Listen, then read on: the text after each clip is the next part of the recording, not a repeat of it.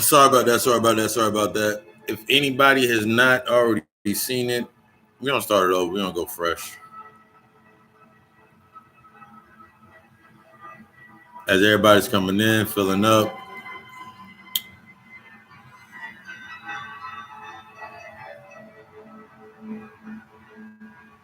Letting everybody know we have to create a new stream.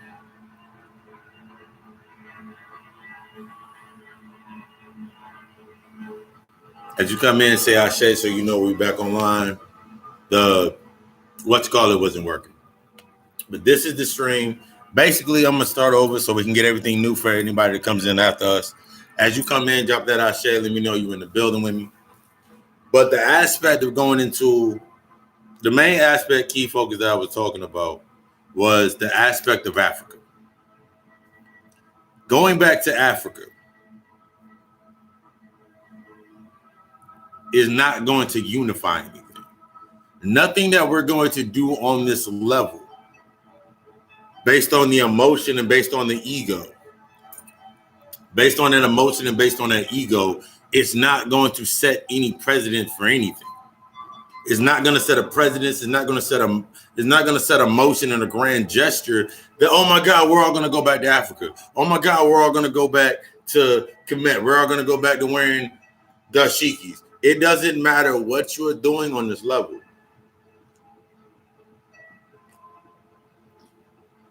It doesn't matter what you're doing on this level, because in the aspect of us going to something else, in the aspect of us rising, I love how y'all came in fast.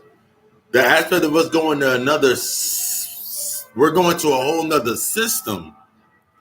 The thing that's going to stop us from reaching that reality is stepping out of this illusion. The thing that's going to take us out of this illusion is because the reason people keep getting stuck in this illusion is based upon the humanity aspect. The unity, we all must unify. We all got to get along. We're all humans. We're all this. We're all this. We're not that. That's a fear-based narrative. As long as I act, that's like if I sat for 21 days, I'm a pineapple.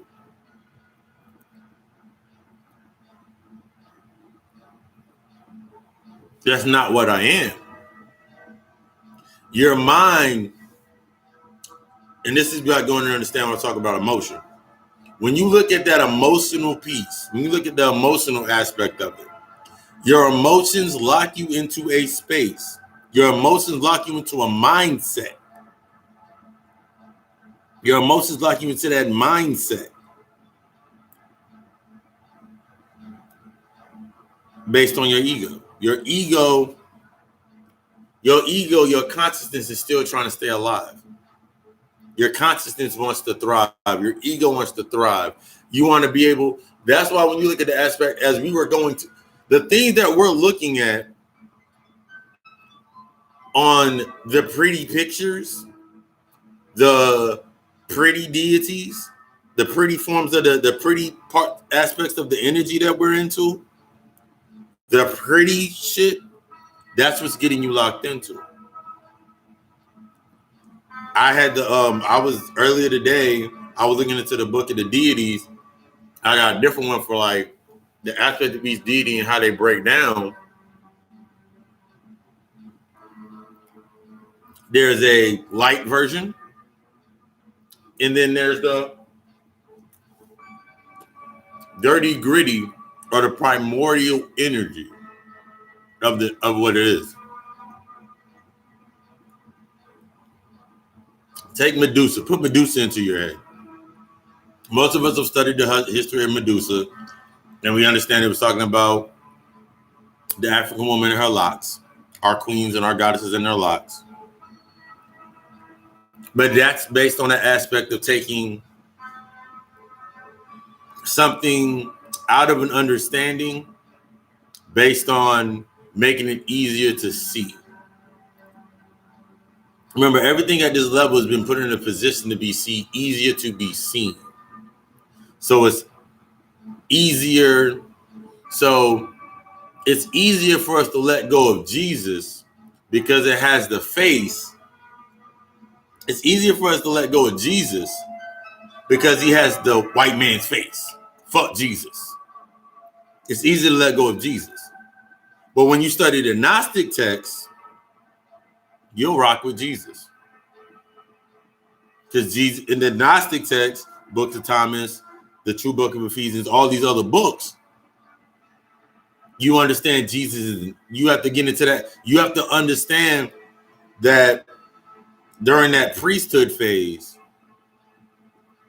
when we have to get into that science phase, we have to look at things. We have to look at things in the aspects and understanding that, yo, it can't have been all pretty. Like, there's an Oshun concept of the energy, going back to the primordial aspect that is of the mud. There's an aspect of Oshun that is of the vulture, or the vulture like witch. She ate what the vultures gave to her. Whatever the vultures brought to her. That means whatever, and you understand the aspect of energy, whatever was of the most putrid, she used to produce her. Whatever's used of the most putrid is used to make whatever used of the most negative or the most putrid is used to create energy. Coal, fire. Coal under enough pressure, it makes diamonds. We are getting stuck in an image that no longer exists because we're still stuck our mindsets are still in the thought programming of what our parents already taught us, who told us before taught us. So we get stuck in this aspect of Africa is a wonderful place, and when you go there, you're gonna feel something. I'm not putting no denial that Africa is a beautiful country, is a beautiful place, and you're gonna get some type of energy from it. I'm not taking nothing from that in that aspect. But what I'm looking at is I have no plans on going back to Africa because I have an understanding that Africa is representative of my pride. Africa, in the sense, in its raw form, whenever they showed the ugly pictures, pot-belly motherfuckers, like they always showed the ones that weren't eating, weren't feeding.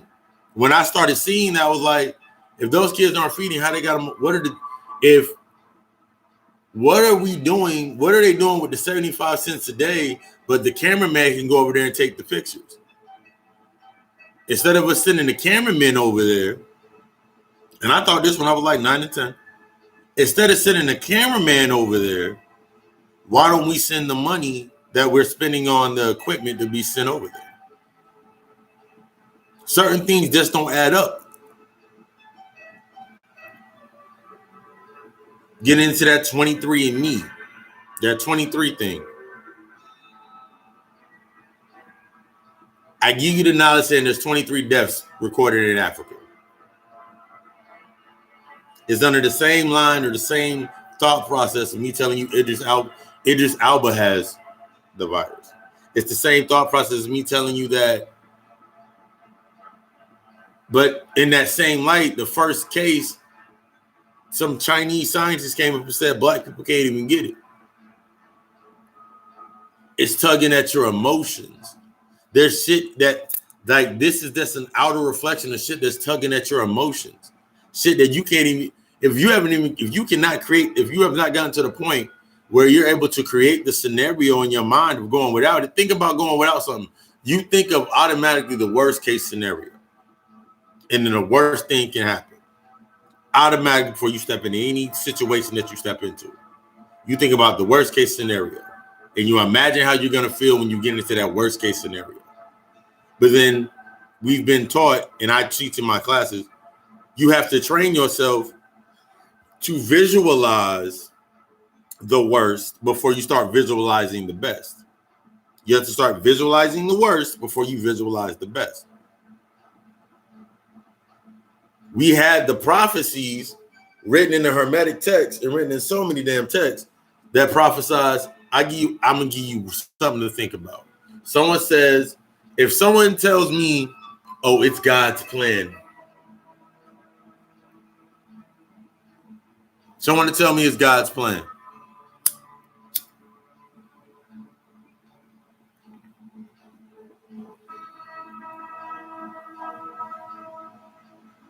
Yes, it's perfect. Someone to tell me it's God's plan. Or that's what's supposed to happen that way. Then we have a choice. We have a choice. We have a choice. Your ego tells you that you have a choice. Coming into your spirituality, coming into the highest sense of your spirituality, it's easier to let go of things you think hold no value to you because you have a choice. It doesn't matter what the choice is. You're getting stuck on the aspects of choice. Remember, this level is exploitation and addiction. It's feeding off of something. If I give you multiple choices, what would you choose? If I put you in a position right now we're in a position they got quarantine everywhere. You got one or two choices to come up with. Yeah, one or two choices. Either you're going to set your mindset and reset yourself and put yourself into a position of something more, or when they finally let the shit go, either you can suck it up and use it. You can suck it up and use it, or you can complain about it. You can keep griping about fear and them doing some shit, or you can use this energy to put yourself into a balance. This is literally the definition, and this is how I look at it. This is literally the definition as I pop open my coconut water. This is literally the definition of showing your hand. And I broke that down on the podcast earlier this week. Showing your hand. This is literally this is like showing your hand. Ah, that's delicious. This is the definition of showing your hand. All right. You're literally putting yourself in a mindset of I'm waiting for a check. They're gonna give us $1,200. They're gonna give us $1,200. A lot of this stuff I'm gonna repeat because when I destroy that stream, I'm gonna make so everybody can catch on to it now. But take the aspect of I'm waiting on this check. Everybody's waiting on the stimulus check. It goes under the same thought process and the same mindset of you're waiting for something outside of you to do something for you. Because in the reality, what is a $1,200 check going to do for some people?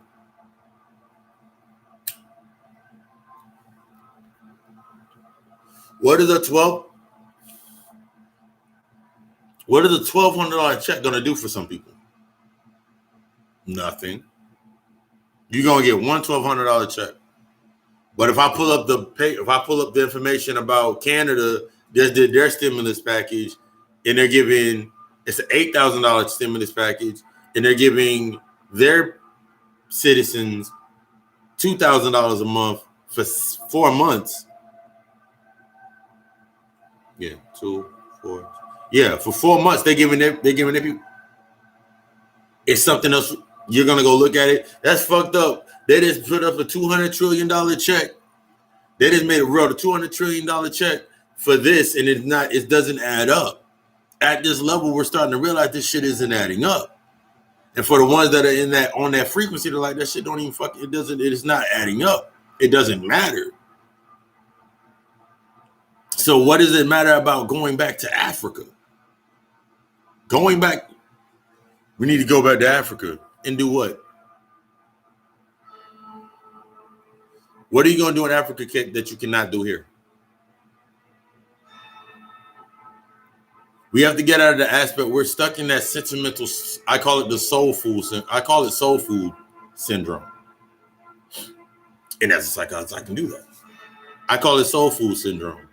Taking the best parts of something, taking the worst parts of something, and making something to sustain your survival.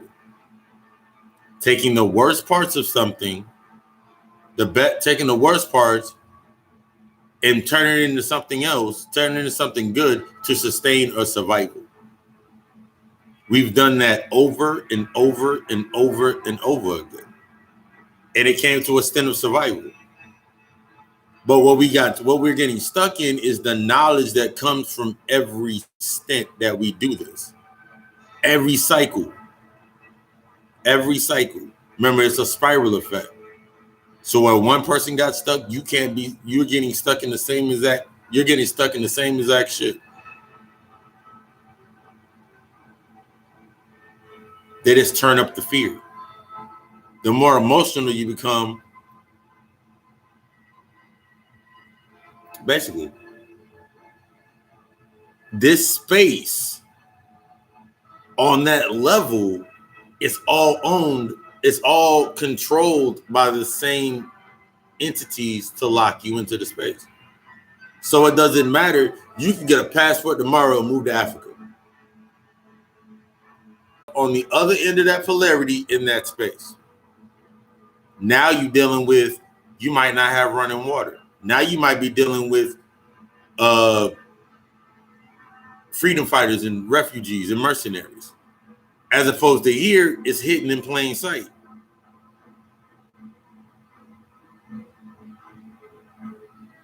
The same tactics that the mercenaries use in that space, which is in a more raw space, based on a different behavior, on the same behavior correspondence, is being used over here.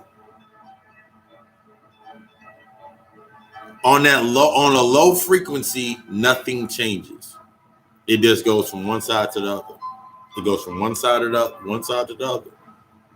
So on this side, you can go flip on your light switch.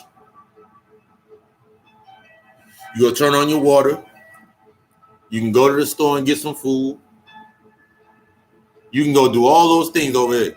Over there, there's certain places that can do that, but there's some other places that are still haven't developed or have fell into the space.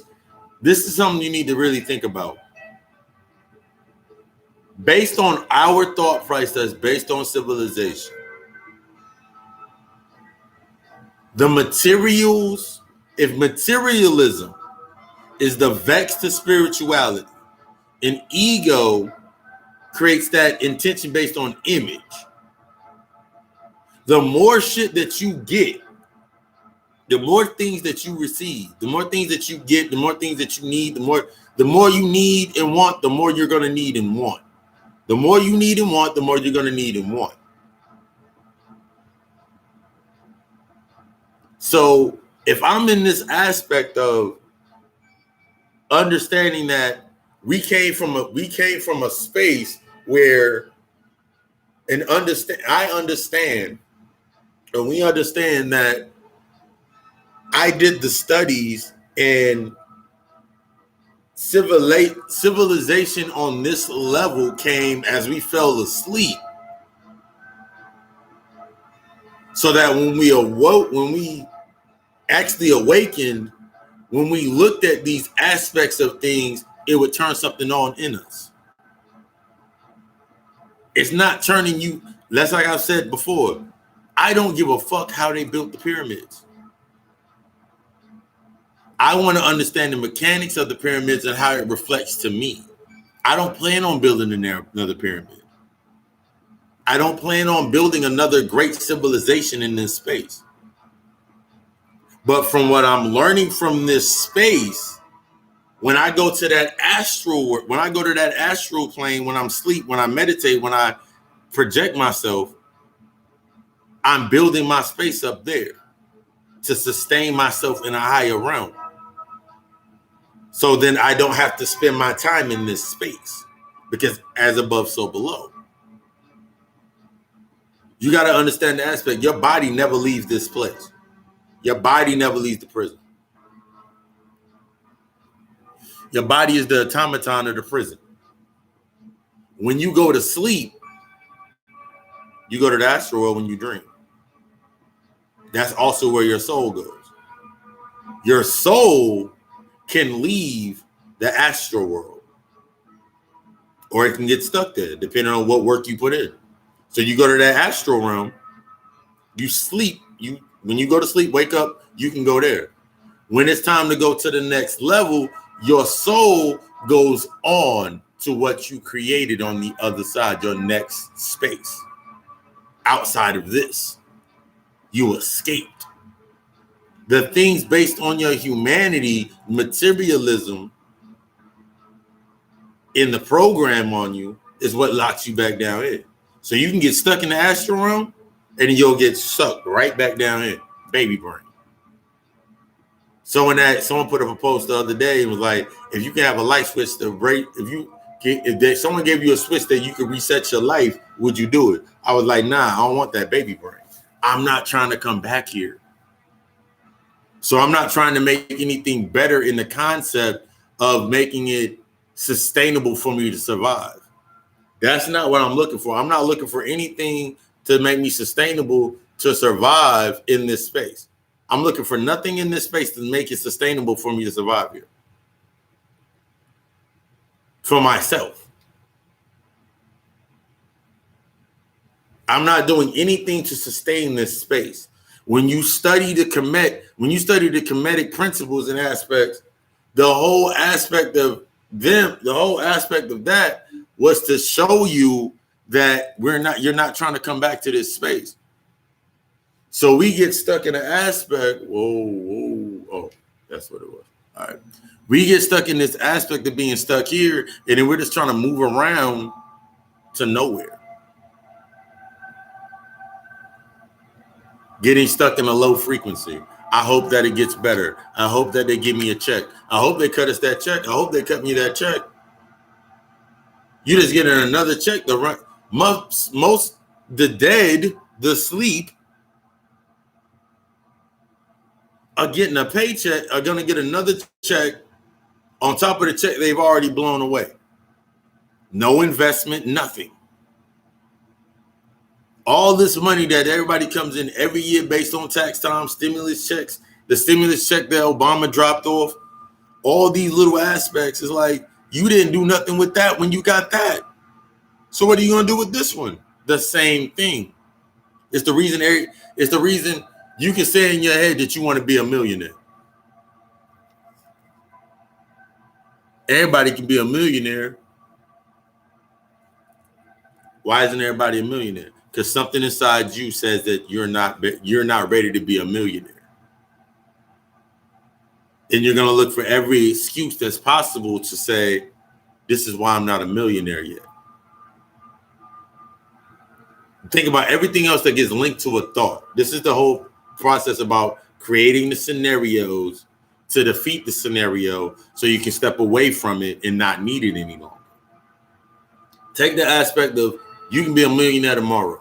Manifest, set intentions, write it down, do the spell work on yourself, become a millionaire. You want to be a millionaire. In the back of your mind, in your subconscious, your mom is still living in the projects. In your mind, your sister, your brother, cousins, family members are still living somewhere destitute. That's in the back of your mind while you thinking about making your $1 million. That's in the back of your mind while you think about making $1 million. While you're trying to manifest $1 million. All that's back there with that $1 million thought that you just put back there. As you get closer to it, to getting to that $1 million or that large lump sum of money, every thought that was surrounded by that vibed off. It all interconnects based on the energy, based on those neural patterns. So your mother is still in a bad situation. Your cousin, your sister, whoever's still in a bad situation, they're all going to come up as they see you moving in the direction through your creating that light from your darkness, or creating your $1 million plan, and they're going to come out of nowhere, and they're going to want shit.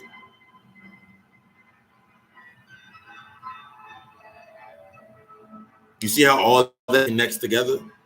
So now you're sitting here. Damn, that's why I can't get the $1 million. Because your ego gonna be like, you know, your mom gonna need something. You know, this person's gonna need something. You know, this person's gonna need something. You know, this person's gonna need something.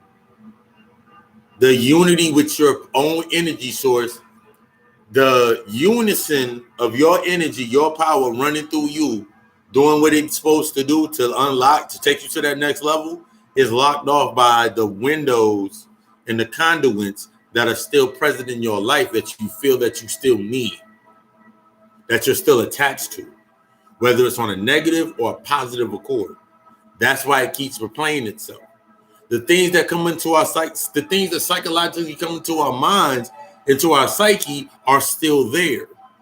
That's why it keeps coming up, and you got to keep facing it. That's why you can look here. I went to Walmart today, grab my candles, light my stuff up. That's why I got the lights down, dim lower, because I got some different other stuff around. But I'm sitting there thinking to myself, and like, they got one side of the Walmart open. They got one door open, and they got shopping carts turned upside down, corralling. So they're practicing the social distancing. So you can't cross over this way. You only can come in one way and go in the other way.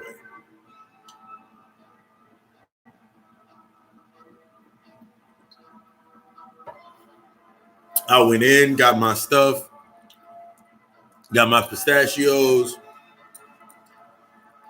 went on about my business. I went to the Apple Crate store, health food store that's around here, and I'm standing outside, and they're like, we've reached capacity. Okay. So I'm standing outside of the Apple Crate store at like 2:30 in the afternoon, and it's looking like Club Live. It's looking like the club. Like, I joked with the lady that was holding the door. I said, how much for the VIP section? She didn't even know how to respond to it. She just laughed at it. She laughed. I went in, did my business, came back out.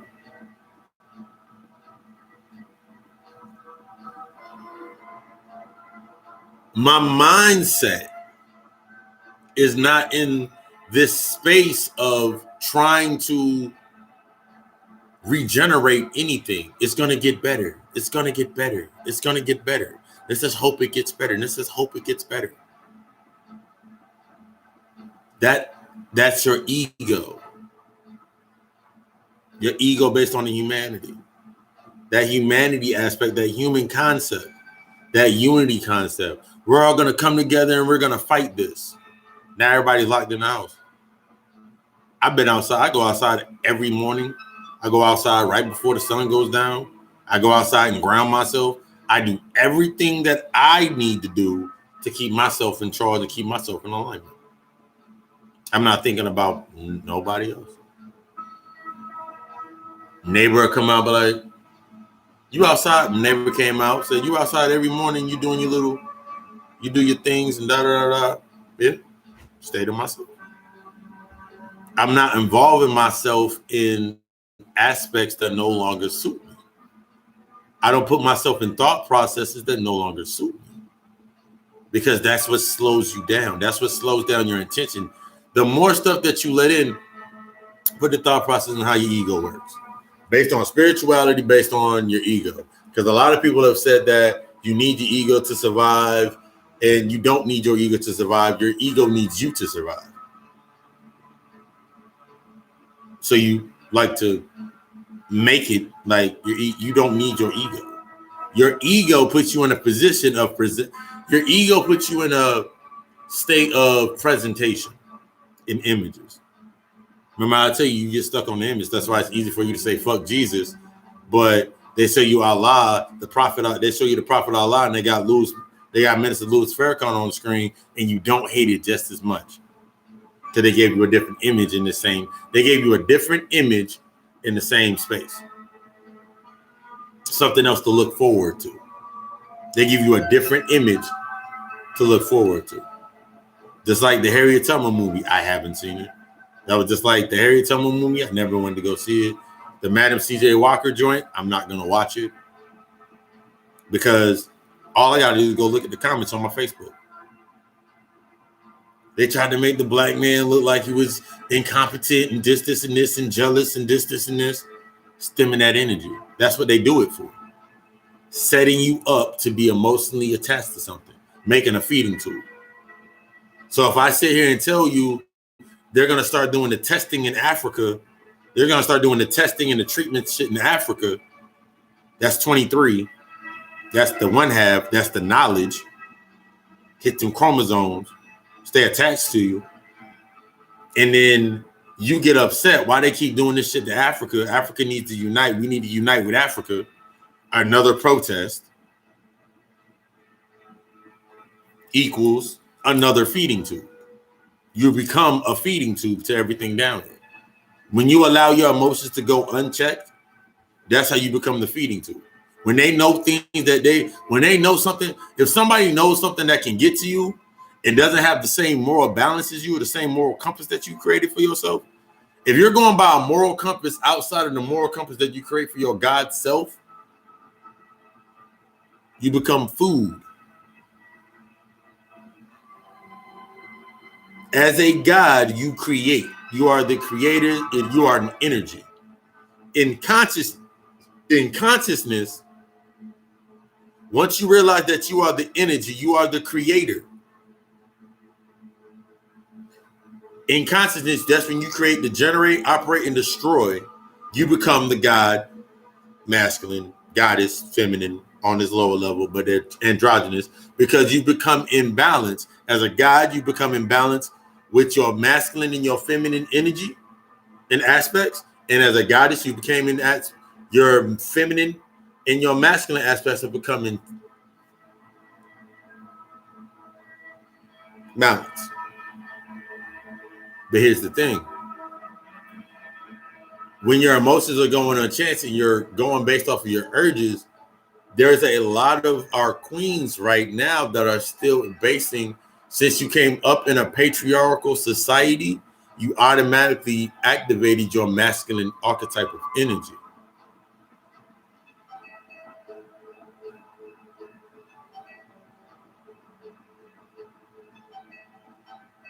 Going based off of, I need to see it to believe it. That's your masculine energy taking front stage. Down here in this level, you see the imbalances when you got the way Wade on fucking TV about his daughter, son-daughter, is the same equivalent to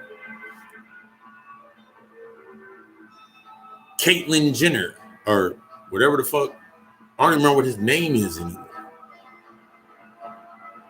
Or the dad for the Kardashians becoming a woman. It's the same imbalance. I felt like I get more attention being this. That's the aspect that it goes into. They get more attention in being the other part, the prettier part, the one that has more strength, the one that has more attention. It causes separation. Everything down at this level causes separation. That's what has your state of unity and you unifying, so your energy flows freely, so you can create and moving in all your spaces. All that shit has been, it's like taking those blocks, like the blocks we used to be able to build people. You can like switch their outfits. You can like switch the face, then switch the body, then switch the legs, then switch the feet. That's the aspect of what's happening in this space. You're trying to create an image to sustain yourself at this lower level. You're creating in the higher aspect. We're taking things and pulling them down to the lower aspect to survive. We're pulling down shit from the higher aspects to survive on the lower aspect. So when I create an avatar, my light body, to go through the astral realm, that same light body moves around. I understand the energy. So the concept of my energy, I move around this space. That's how I animate. I can create one light body in the astral realm. That means I can create multiple. I can create multiple light bodies of myself to perform different tasks. So I got the light body that comes down here and drops the lecture. I got the light body that comes down here that can create the podcast. I got that light body avatar that I've created to do different aspects of myself, so I can be the multiple facets that I am, that are deemed into my purpose. I don't care about an image, how it looks, how it sounds, to the ones that are not on that level, so I can move freely with no burdens on my heart. Unconsciously, you have avatars of yourself with your moms, with your pops, with your brothers, with your sisters, friends. Everybody has a different aspect. Everybody, in a generalized sense, has a different perception of you based on a soul source of how they met you and how they interact with you.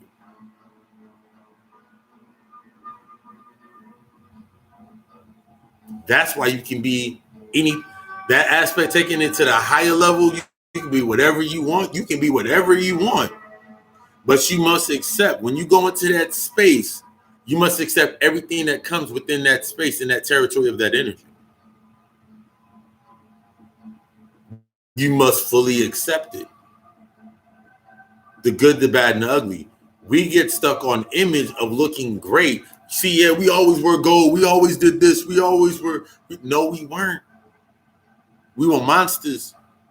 We're looking at ourselves. We get ourselves stuck in this part. We get ourselves stuck in the. We get ourselves stuck in the furthest from ourselves. The furthest from ourselves. So we don't understand the power line, that line of power that's built into how we move forward. The power of ourselves. We have to understand that raw energy, the primordial energy.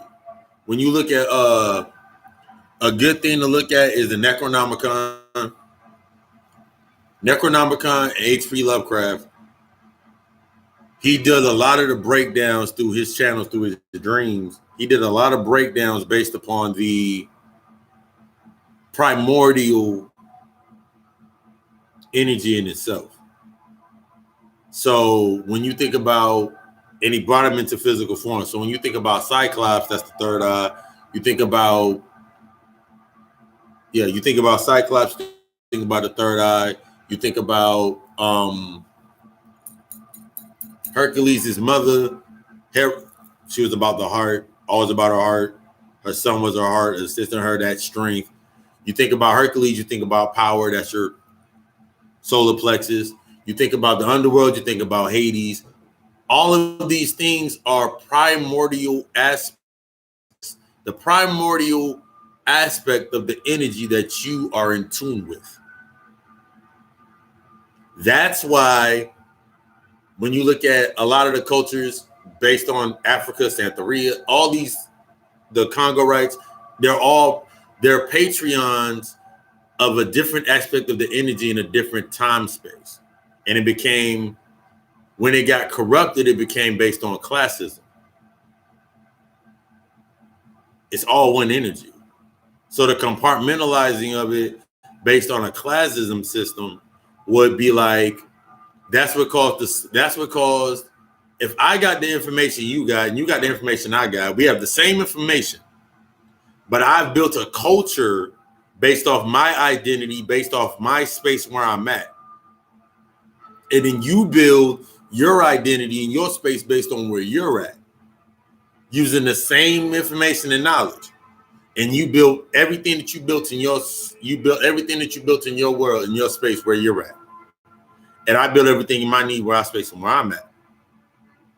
In order for us to come into an agreement to exchange things based on this space, we have to come to an agreement based on sharing energy. So at a point in time where if I took on the primordial aspects of the Orishas, and then somebody else turned those into the saints, based on what worked for them, based on what happened with them, we would go at war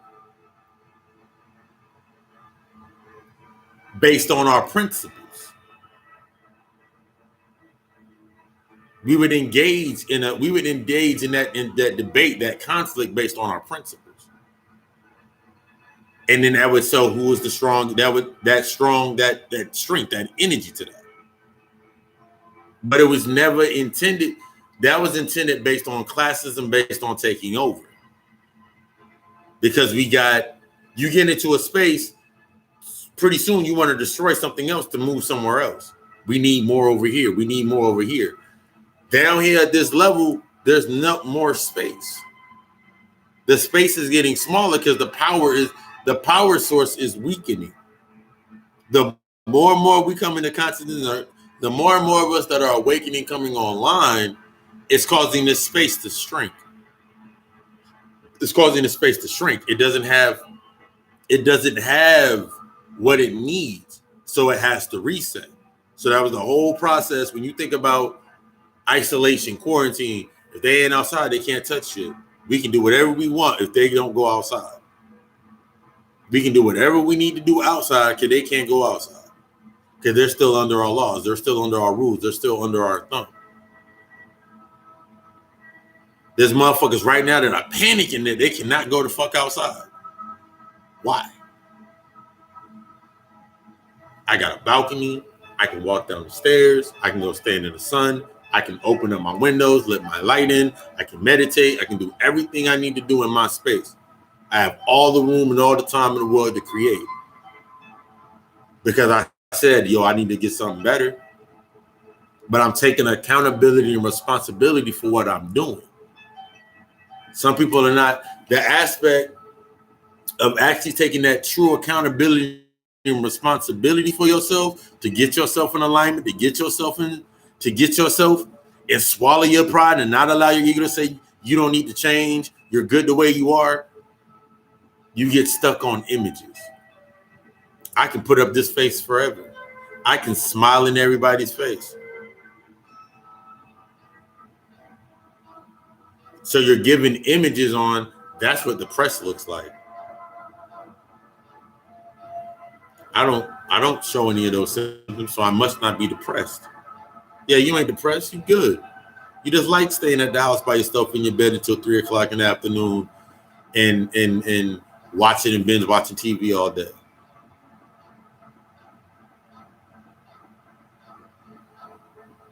You just like doing this. You're okay. You're fronting to yourself. Because the most monstrous primordial sense of yourself is not image worthy to the world. Everything has a stage where it's in its darkest moment. That dark, your soul is in that dark space that you have to get to. And getting to that space, enduring going through this process, and there's a talking about the reason of why we had to go through what we went through. I can't remember the book right now.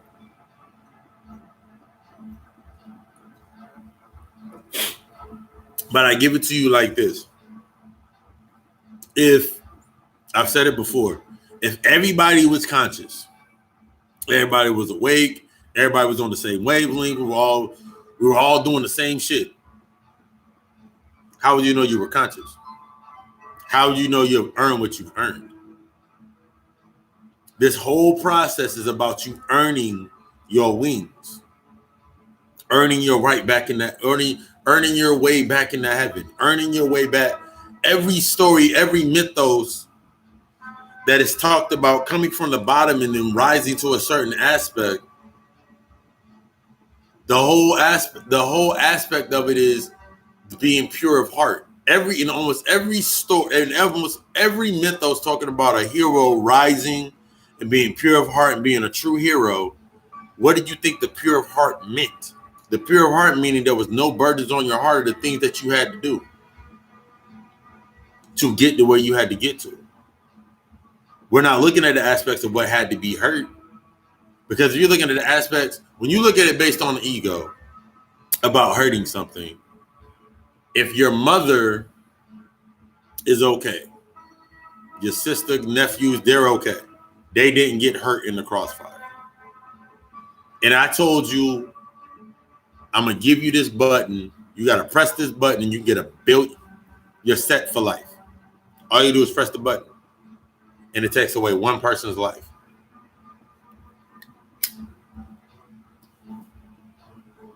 Your ego is not going to think if you killed your mother, if you killed one of your family members that you love dearly. It's gonna be like, you're automatically gonna think about, if I press this button, I gotta get rid of one person. You're gonna think about the one person you want to get rid of, that you can do without. If they gave that button out right now to a bunch of black people in the fucking hood right now, they all press the button because they will all think Trump. Unanimously, they all probably think Trump.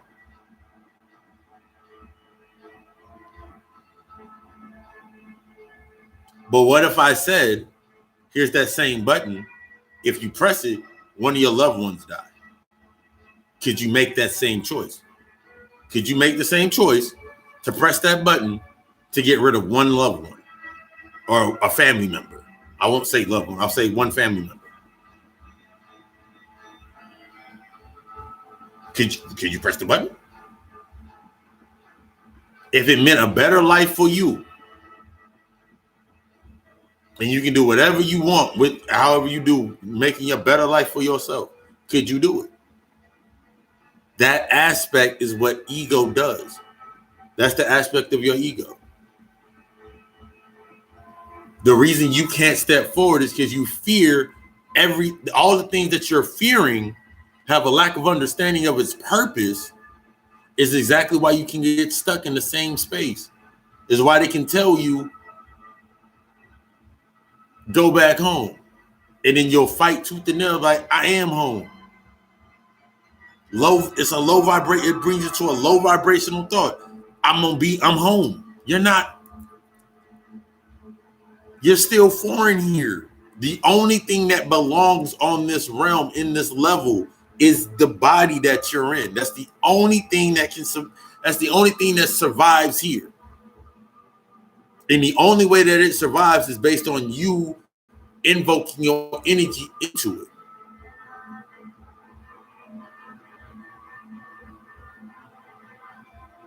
Turning shit back. I turned shit back. I looked at pictures of myself the other day. Look at some old pictures of myself. I don't even recognize, if someone were to show me the pictures of my old self compared to me now, I wouldn't even recognize who I was. Who is that person? Because we're two different bodies. What's invoked into this vessel now, that other vessel cannot sustain that energy. What knowledge I have now, that other mentality cannot control, cannot holster that energy. It cannot holster that knowledge. It would fucking burst apart at the seams because it was not built for that. I had to rebuild myself for this space. You have to rebuild yourself for this space. You're going to die a shit ton of times. Your incarnation, when you incarnate, I didn't say reincarnate, when you incarnate in the spirit realm, when you come into that astral plane, when you incarnate, when you go up there and you start creating your spaces based on the knowledge that you attain at this level, when you obtain the knowledge down here, that intellectual, get that research, you get that knowledge, that's your intellectual floor. That's that floor in the physical plane, in the physical aspect. When you go to the astral world, that's when you start rebuilding yourself. The only way that you can fully connect to the power that you wield in the astral world, in the astral realm, is by unlocking your own mental. So it's an ongoing process, because your ego is going to make you think it was just a dream. Your ego makes you think it was just a dream. It wasn't real, because it had you thinking everything down here is real and everything up there is fake, because you can't see, touch, taste, or feel it. But when I go into a dream, I can see, touch, feel everything, all 5 of my senses. online when I'm in the astral plane. Whether I'm lucid dreaming, visioning, trancing, channeling, all that shit feel real. I can feel the heat off a candle. I can feel the lips of my grandmother as she kissed me before I come back down. I can feel that shit because it's real. And my subconscious knows that it's real. It's programmed to be real. That aspect of the spirit is invisible, that cannot be seen by these two eyes.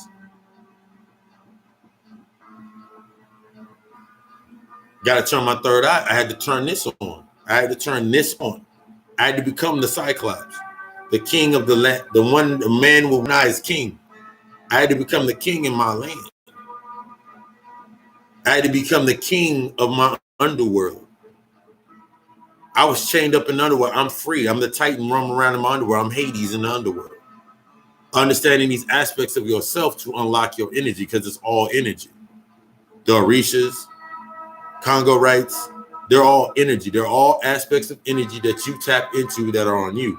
The more that you understand the energy and its properties and its principles, the more that you connect them to yourself. That's why certain deities pop up to you. They stick out to you. When you made that decision when you made your decision to come down here, based on whatever aspect, mother, daughter, sister, brother, whatever you decided to come down here as, you were learning based on humanity, the humanity to survive, and the exceptions in order to rise. Based on how you decided, based on how your life played out. And some people will start realizing that shit. I've had a lot of self-realization over the last couple of months. Based on the aspects of why certain shit didn't go certain places, why this relationship didn't work, why this didn't happen, why people sound different to me, why I never sounded like this.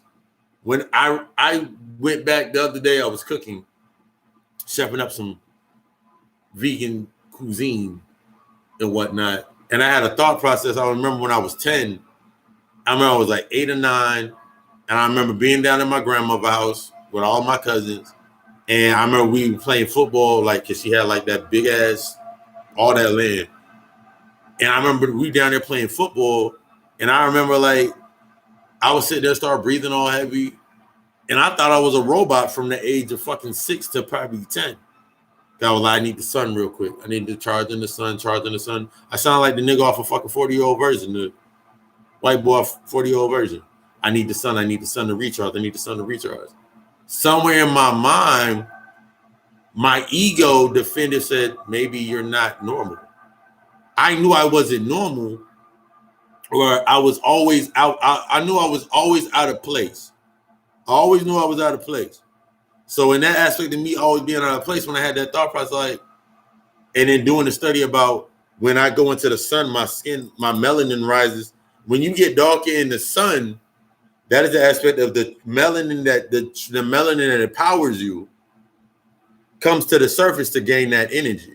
So the longer you're out in the sun and the darker you get, that's your melanin rising to the surface.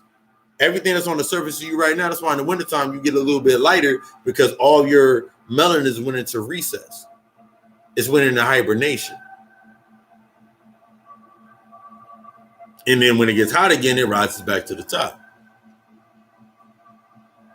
It goes back into dormancy to unlock parts of your DNA. The biggest thing about you in understanding this energy that's circulating, we're coming into, it was an amazing thing to actually see that everybody was talking about Happy New Year in March. New Year's didn't even feel like New Year's. I've said this before about the time cycles not even working. It didn't even feel like New Year's until spring. In spring, it just felt like New Year's. It felt normal. It felt like, okay, cool, that's a normal function. Well, we can move forward. That's going similar to the same thought process as And I lost that train of thought. Let's talk about we're going back. All right. That's going into the aspect of looking at your ego is presuming itself and keeping its ability with itself and keeping you in a certain space, keeping you in a certain defense mechanism. I know I can't do this. I know I won't do this. This has happened if I want this. And we automatically ask questions based upon our ego to sustain survival. Well, if this happens, then will this happen? And then we ask these questions unconsciously, consciously sometimes. Will you be mad? Would I be mad if I did this? What happens if I did this? What happens if I what happens if I put myself in this position? You got to see to find out. That's when you start creating, you go from switching from the negative scenarios that have been based upon negative scenarios based upon the negative scenarios programmed based off of your ego sustaining itself are usually things done in vain. It's something that you haven't gotten past. It's all about the energy. It's all about your knowledge of that space and knowledge of your energy and knowledge of yourself. So if I sit in a position where I cannot think anything that happens, I've created a scenario in my mind to where it's always in my favor. If ever I come to a scenario that I create in my mind that is not in my favor, that lets me know I need more knowledge, I need to acquire more knowledge to bring it into my favor. Lower level, the state of disarray down here. The only thing that they have above you in the aspect that can keep you, the only way someone can be kept in fear, kept in anger, kept in sorrow, kept in tears is a lack of information, a lack of knowledge. And on adding to that formula, applying said knowledge. That's why you have that's why you have a revolutionary moment. Let's go shoot a bunch. Let's go do the revolution. The revolution, we're gonna go over there and we're gonna, okay.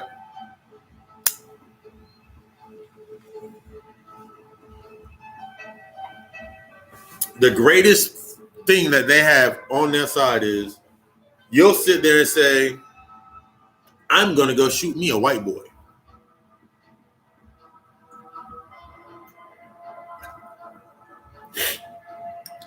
Black dude walking in front of a school.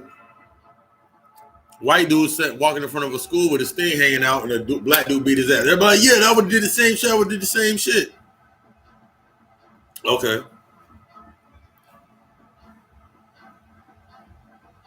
You're going to lower your vibration to handle something based on their level. It sounds stupid to me to say I'm going to go get a gun and I'm going to go shoot Zimmerman.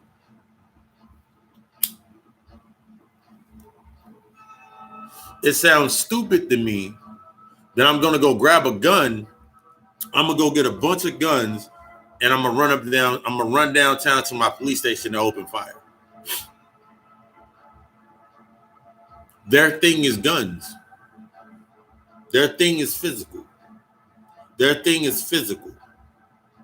Their thing is the physical exhuming of your life and making you think that if they take your life, you die. And making you think death is bad.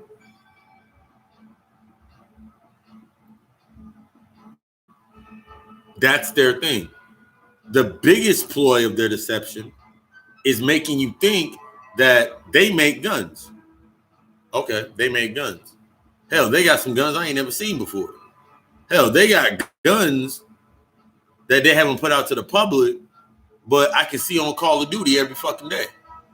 They got guns that I can see in every other movie every other fucking day. So if they can create the prop of a gun, don't you think they can actually create that gun? They got laser guns in fucking movies. I remember looking at the thing, they had laser guns back in the day. Then they said they can they can make lasers. So that's their thing. Their big smoke screen is making you scared or making you believe that they are actually scared of it.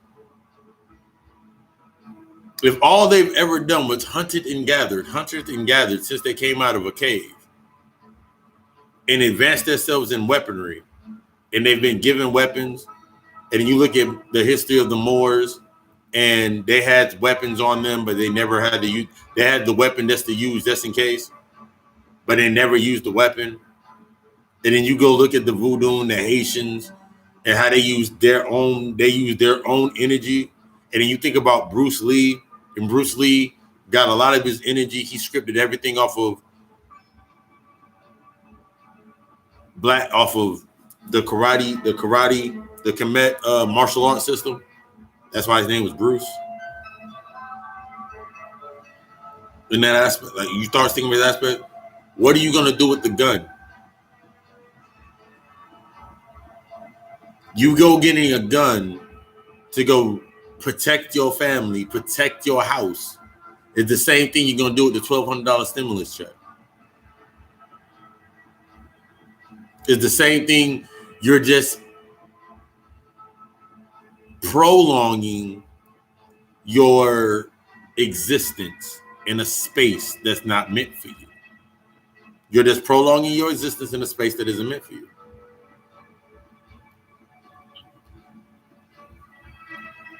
We want so badly to have all of it when you have to let go of something. Something has to die. Something has to cease in order for something else to live. In order for you to do any shadow work, any work on yourself and putting yourself in balance, aspects of you have to die in order for other aspects to come online. I remember when I was going through the process of opening up my super senses, my super clairvoyance, all my super senses. I remember I was going through the process of unlocking my super senses. And I was getting stuck on my hearing because I didn't want to hear anything outside of an aspect, because I came into that space during that angry conscious phase.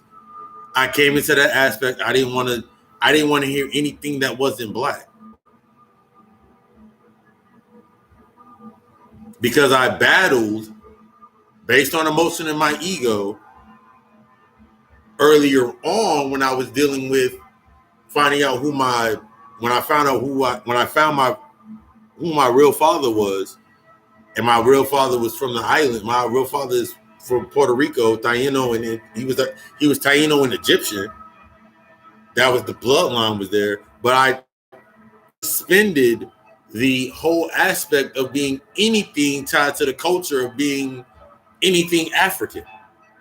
But the only reason that I suspended that part of myself was because of the hatred at the hatred or the lack of understanding of why my mother did what she did. Based on the hatred or the fear or the lack of understanding of why my pops wouldn't my pops called me Lucifer. At any given moment. Call me the devil, call me Lucifer at every given fucking moment. That was based on their perception of their reality, based on the survival. So when that part of me died off, when my pops transitioned, went to the astral realm, came back, pops been back a couple times. My father had been back a couple times and transitioned back and forth, short stints of life. And when that part of me transitioned to the higher level, my father told me when he was laying there in the hospital, and he was like, "Don't be like me." He constantly told, like, the entire time he was telling me not to be like him, not to be like him, not to be like him. Later on, now I come into the reality, he was telling, do not be He wasn't telling me not to be him in the aspect. He was telling me not to be him in the physical.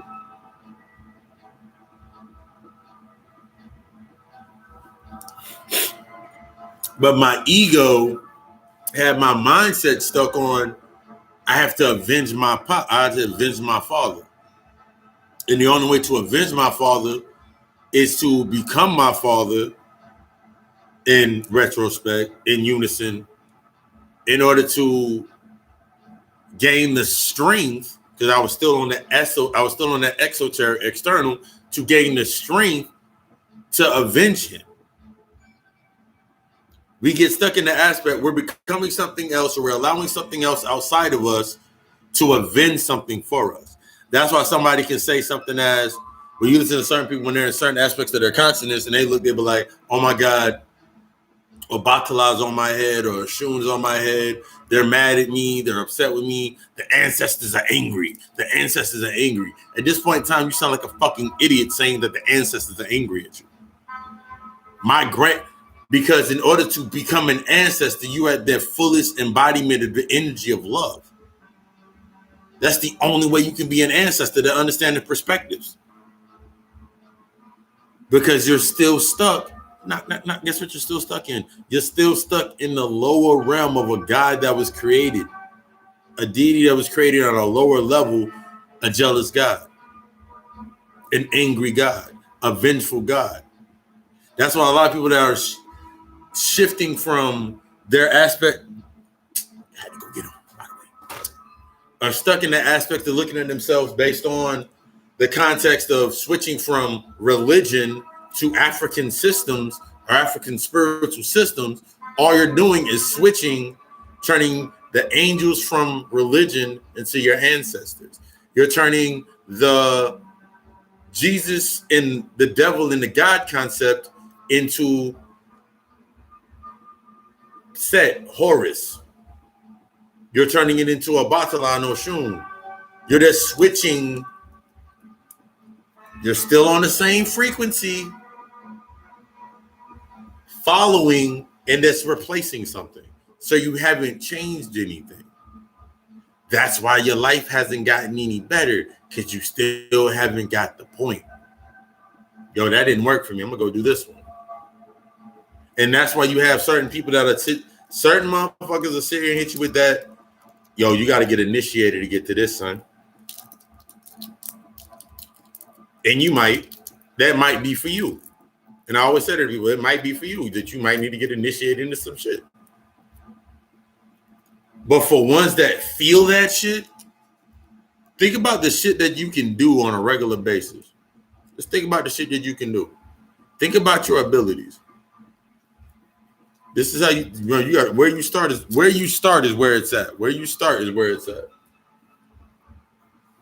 As I do this to my magic.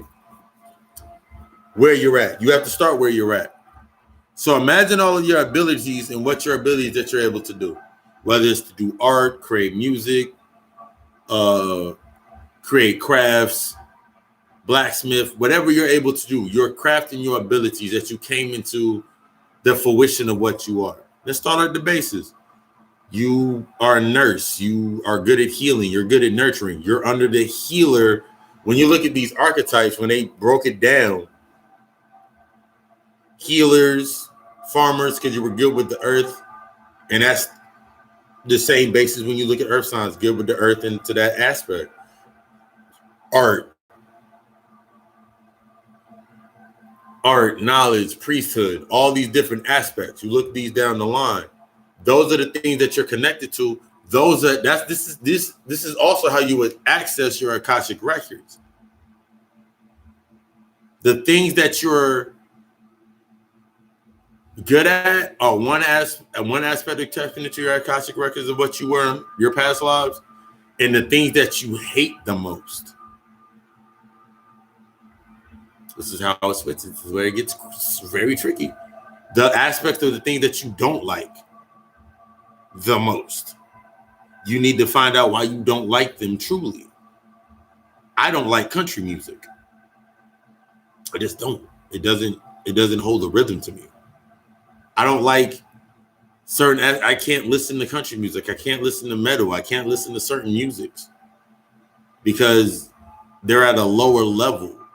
But then it makes me understand that the rhythm or the space that I came from when I look at the aspect of Pallades, that's where the realm of entertainment is, that energy, Ray Charles and all those channels. When you start channeling and you start directing to like why I like this and why I don't like this and why I don't like this, because you've heard too much, you've already done it before. Those things that you can't stand, things that you don't like, those are aspects of your life that you've already done. You ain't trying to live anymore. But in order to unlock what you need to unlock, you got to understand everything. And basically, when you look at it on this small plane, just in this life right here, this is why knowledge is infinite. This is why the process is never over. I tell people shadow work is never over. None of it's always over. You're always putting in that work. All you're doing is disciplining yourself. So you're creating the spaces and the junctions within your life to actually do the work. Either you're going to do the work or you're going to create a distraction. Either you're going to do the work or the work going to do you. Either you're going to put in that time going to put it on you. Low vibrational, it's a low frequency word. If I say I never can do something in the aspects of I take this as a way to get power from it.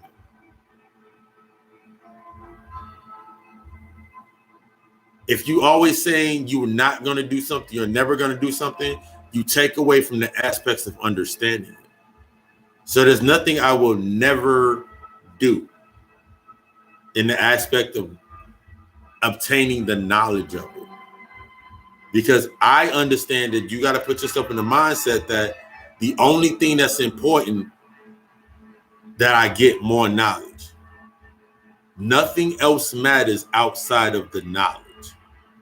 Because with the knowledge, I can create anything on any level. With the knowledge being the only true abundance, the only true prosperity, the only true wealth, I can do anything that I need to do to acquire this based on the morals of myself to my core of my true self. So there'll be no burden on my heart for staying up until 3-4 o'clock in the morning, reading, channeling, getting that information in. There's no burden on my heart for doing that. I wish I could stay up longer. Well, I could stay up longer if I had a different stream of income. Let me read on some shit right here. Let me get into these spells about the energy work based on making the spell for abundance and for wealth. Let me look at this spell real quick. Wait, this spell is connected to this deity. It's connected to this deity here. And let's say Lakshmi. Lakshmi is an aspect of Isis, Venus, all those archetypes. It's a long ass line. It's all the same fucking energy. It just has a different name for a different time and a different space for a different understanding. So if I only study the Orishas, the other parts, the things that contradict about the Hindu gods or the Hindu principles, the things that contradict, those are the things I should be finding. Because I can find things about Lakshmi in Isis. I can find things about Lakshmi in Isis. Then I can go to Venus. Then I can go to, I'm trying to think of a couple. I can go to Oshun. I can go back to Yemenya. I can go through the realms because I can go through the entire directory of the energy and unlock these different facets of the feminine aspect within myself. Merging with that energy. Most motherfuckers want to, I have no plan. Shango let me hold his axe. The fuck I want to hold his axe for? Nigga, I want to wield this axe. In order for me to wield this heavy ass axe, I have to embrace that energy that Shango is. So I have to become the principles of that. I have to understand the principles of that energy to invoke that energy into myself, further putting me in unison with my God self. It's a nice title to be like, yeah, I'm a God, I'm a God, I'm a God. Yeah, God, what's up, God? Yeah, I'm a God. But until I'm able to create something in my space, or until I'm able to create in my space, I'm just holding a title. That's like taking the aspect of what's a king without a land? What's a king without subjects? A land to rule. That's the same aspect that you go into the God. What's a God when he hasn't created anything? What have you created? You just like the name because it sounds pretty. They just like the image because it sounds pretty. I like this image because it makes me feel good, and it makes me, everything that I do based on this image makes me feel good based on this image. Okay, cool. I like that image. But you're missing the key aspects of that image. There's the aspects of the Orisha Babalu. And if you look at I Love Lucy, and if everybody remembers I Love Lucy, and I remember like my mother had this infatuation with I Love Lucy with Lucille Ball. She had an infatuation with Lucille Ball. I remember when that shit came on TV, the black and white. I remember being drawn, and this was part of my island roots. I remember being drawn to watching Rick Ricardo when he was in the nightclub. And he would always say Babalu. He was Cuban. Right there in my fucking face.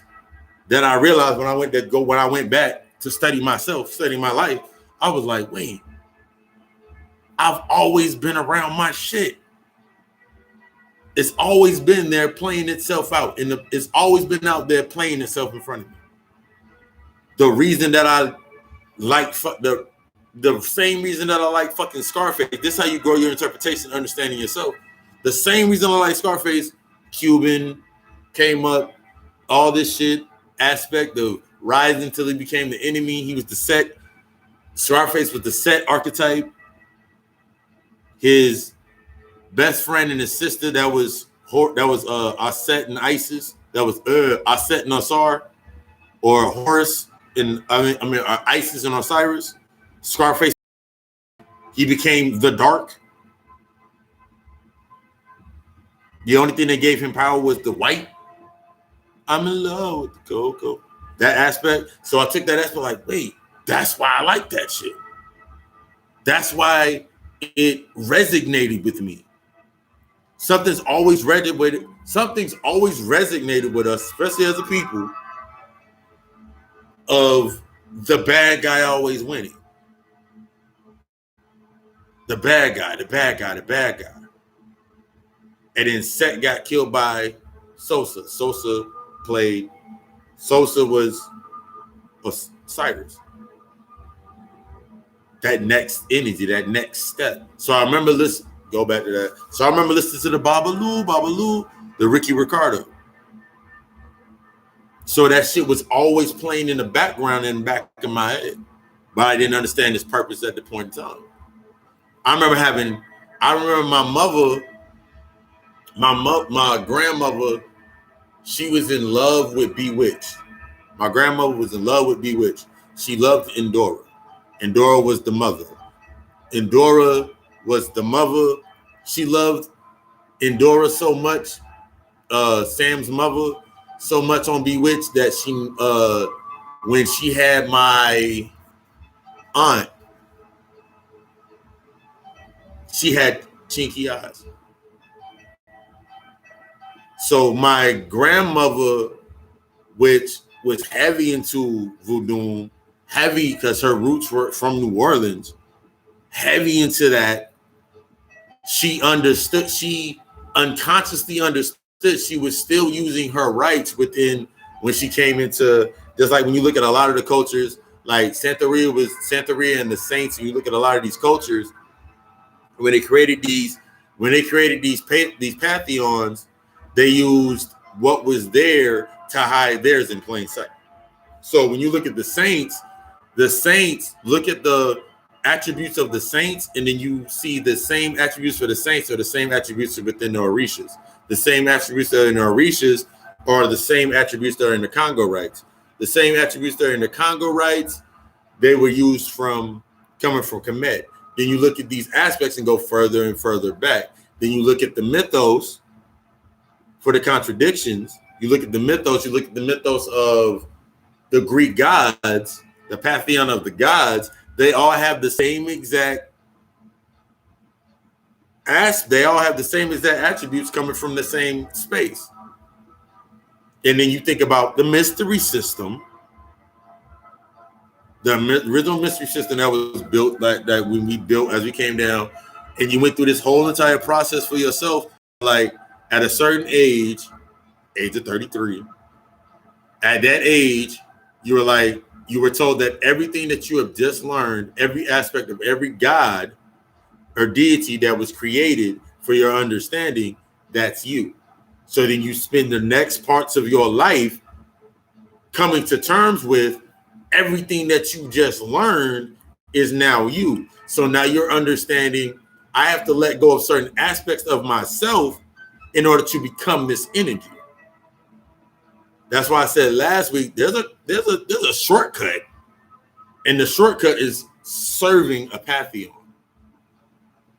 That aspect of serving this pantheon, okay, I'm under the Orishas. Do.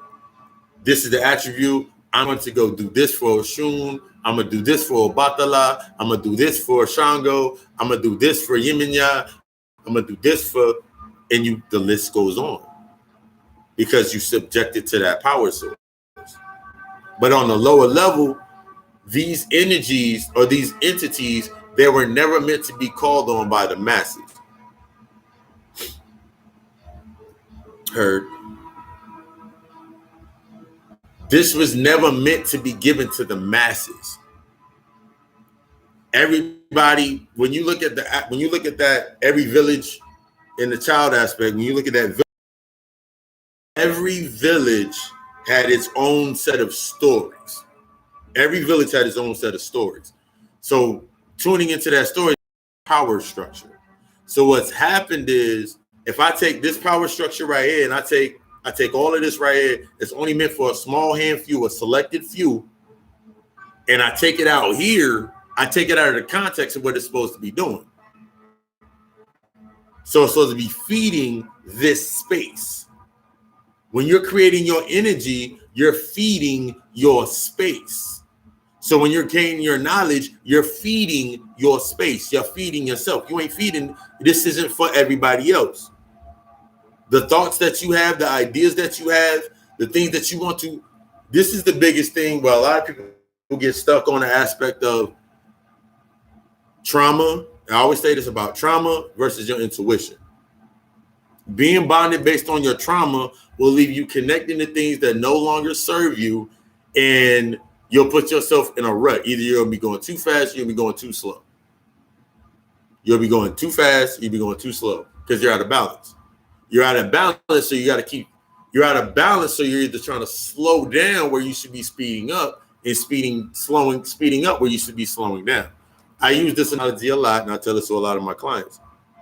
The ones that were on the fucking porch, it's your turn to be out there in that fucking street. And the ones that were out in the fucking street, it's your turn to come sit the fuck and actually study some shit. That's the aspect of where we're at now. You've had all the experience. Now that you've had all the experience, it's time for you to sit down and read and try to correspond and find the concordance between your experiences based on the knowledge. And you've been read all this fucking shit. Now it's time to start fucking now it's time to stop fucking reading and actually start applying shit. And that's where that vex comes from based on your ego. Nah, you ain't got to get up. Nah, man, keep going. If you never learn what you have to, everything outside of you to move you around and take you if you allow everything to take you in and out of your space, take you out of your fucking comfort zone, and you fight what takes you out of your comfort zone. Remember, the biggest thing is there's no that thought process into your mind based on the morality that you've been built into, that's been built into you based on programming. This is why a lot of people, no matter what, one second.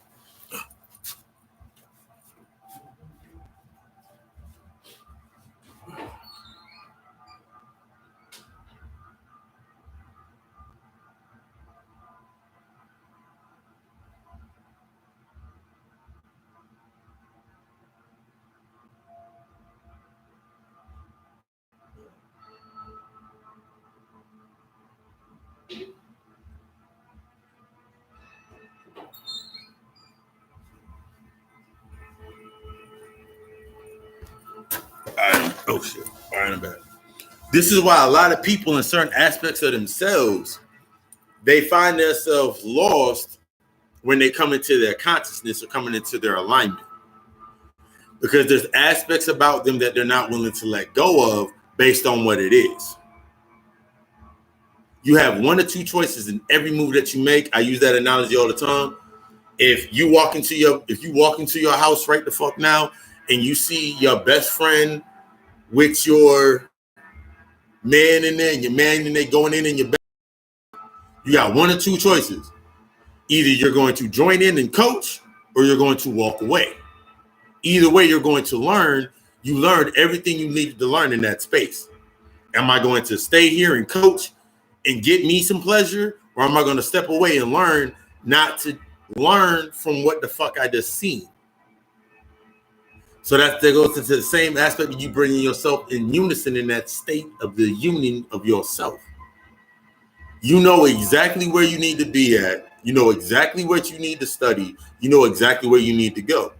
The only thing that's stopping you from going into what you need to study, what you need to understand, and what you need to know is the shit that you're the only thing that's holding you back is the shit that you're allowing to hold you back. Everything comes into your space for a fucking reason. If you're using it, if you're taking it from the aspect of I needed it or I wanted it, based on a lot of times people get stuck on that low mundane level when something comes into their space, when something comes into alignment with them, based on a lack of confidence in their self, a lack of knowledge of themselves. They'll sit there and they'll take it. They only can present to it from what they know. So take the example of this knowledge coming to that certain level of your consciousness is a rarity. It's not meant for everybody. Everybody ain't going to come on this boat. It's only meant for the strongest. That's how it separates itself, natural succession. So if you coming into tune with knowledge, an aspect of knowledge of yourself, in that rarity, you got to be open to it. You got to be open to it in every aspect of it coming into you. Fuck what your ego says. Because the ego gonna come in the voice of your mother. I used to be able to go over to my mom's house all the time. Now they all think I'm crazy. Let them think what the fuck they think.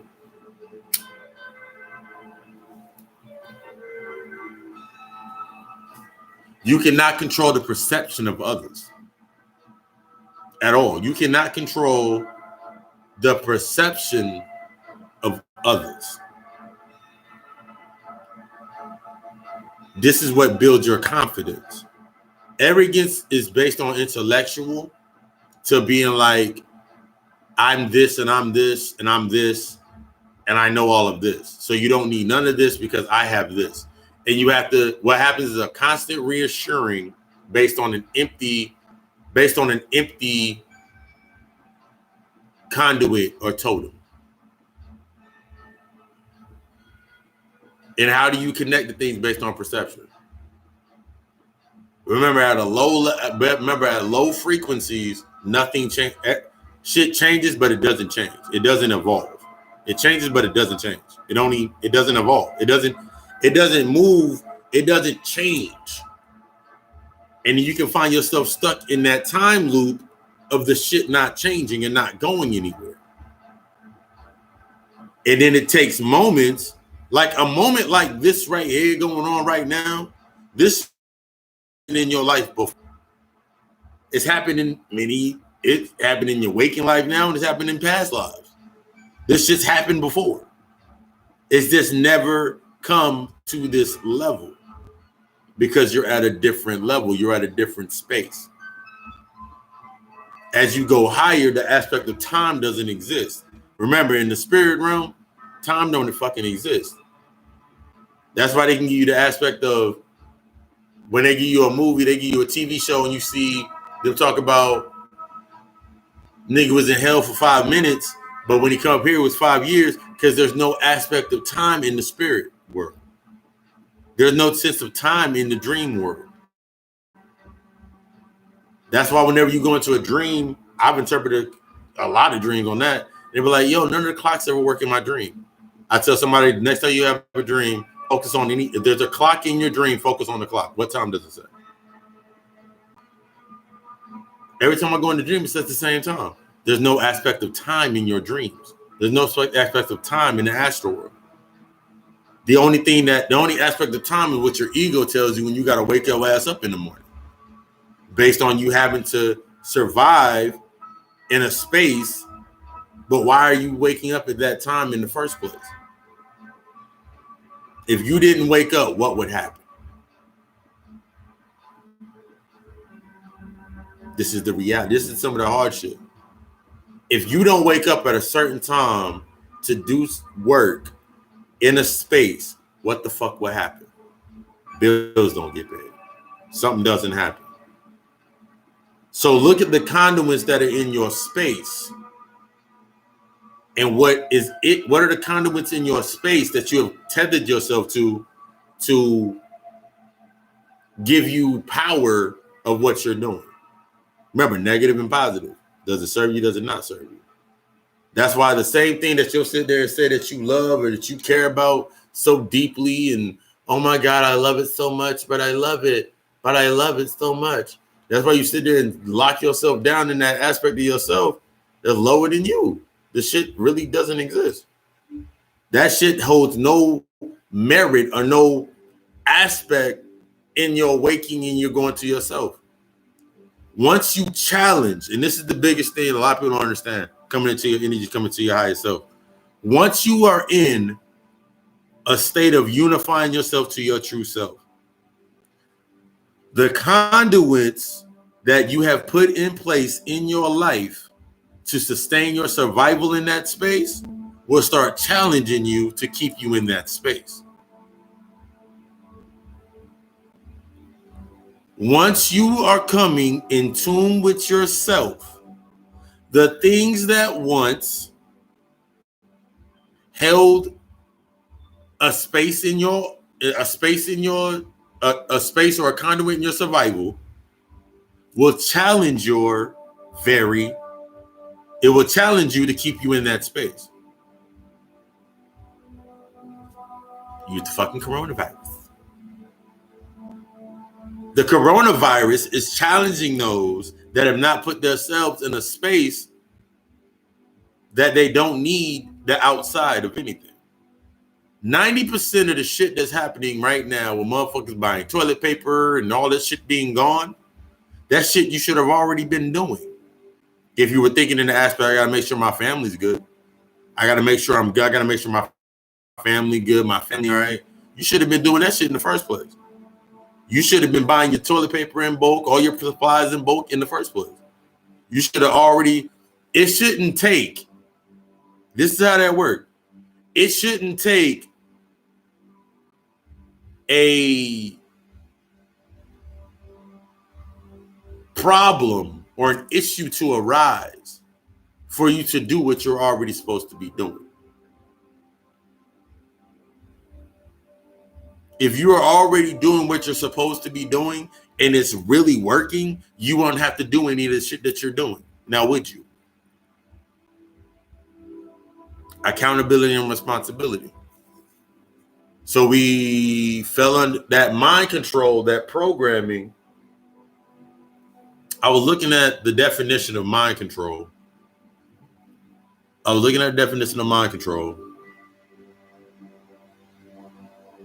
it was crazy. Cause the definition of mind control, and I made a what you call it for it. That's what I'm about to look for. The definition of mind control is the same definition for a virus. Within the definition of mind control, the definition of virus. I might get to that a little later. That's the next note. The reason that you battle back and forth in your head, and you might even whisper it once or twice in your mind, but you said it. The reason that you put yourself in a certain position is based on the balance or the imbalance in yourself.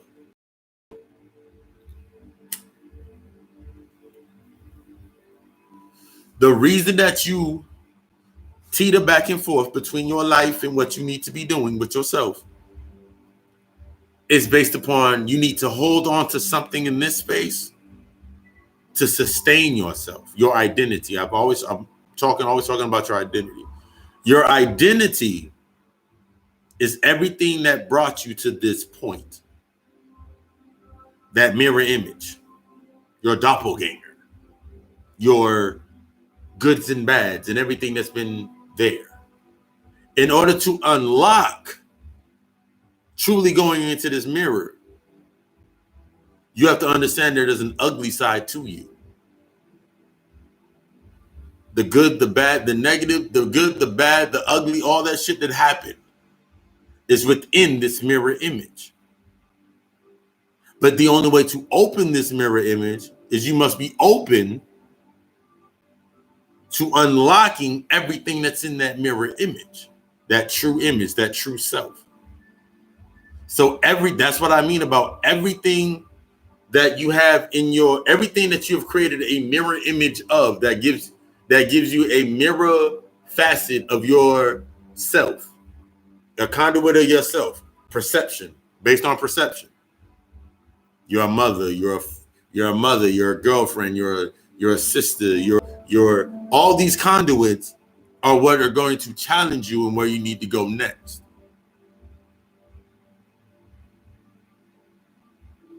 It's all mental, because the law of mentalism states the mind is all and everything is mental. So that same, and this lets you understand that it's energy that you're not understanding or embracing. The more you don't deal with something on that level, that mental, that shadow work, the more you don't deal with it, the more you're going to need it. The longer you do not deal with an issue, with a problem, with a shadow self, whether it's something that happened in your past life, that happened in your life, the longer you don't deal with it, the longer that you will need it. The longer that you will create desires based upon it. I don't want to be nothing like my mother. I don't want to be like my father. I don't want to be like them. I don't want to be like these people. I don't want to be like these people. I don't want to be like my cousins that ain't shit. I don't want to be like my nephew. I don't be like my sister's boyfriend. I don't want to be like them. So I'm going to do everything opposite of them.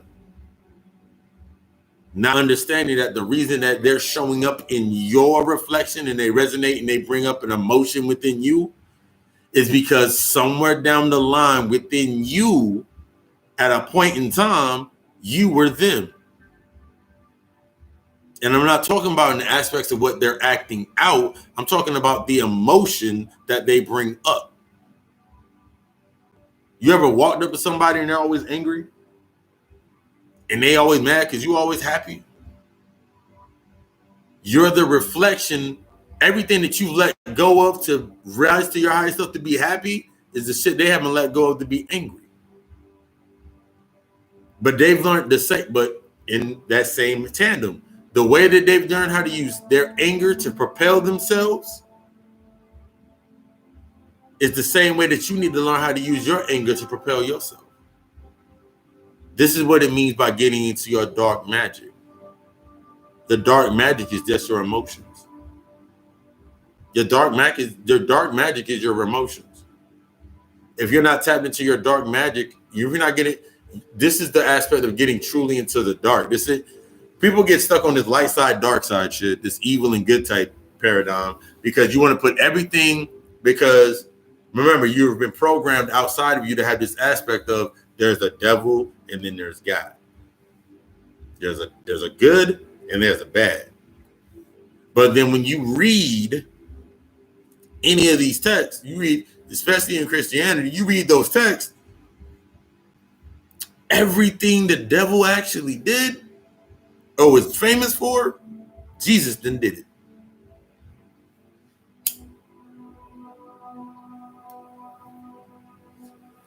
Turning water into wine, turning the deception of turning water into wine, it's a deception.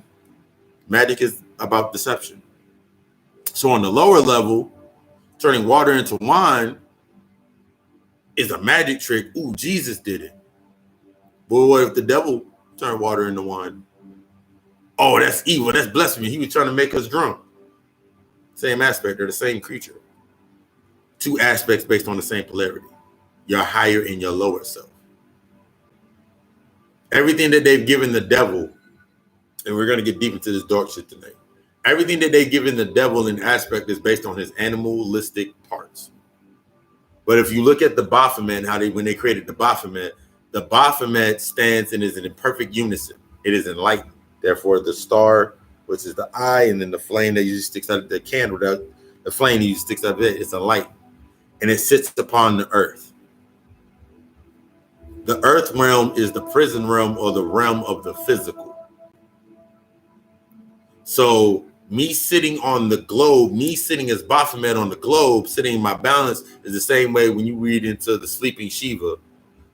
And that's in a Hindu text, a lot of Hindu texts. That means I'm standing in balance of my world. When you look about the sleeping Shiva, he's sitting on his throne in perfect balance. That's in the same synonymous. The Baphomet is in synonymous with the sleeping Shiva story and in the same aspect of the Buddha. Buddha wasn't a god. Buddha was simply a man that reached nirvana. He was the original man, the original that reached nirvana. He reached to that next level through going through the steps of releasing the burdens from his heart, laws of Mayat, releasing the burdens from his heart. He found balance and found peace and transcended. You can't do none of this shit until you get to your heart. That's the portal. That's where all your power will reside.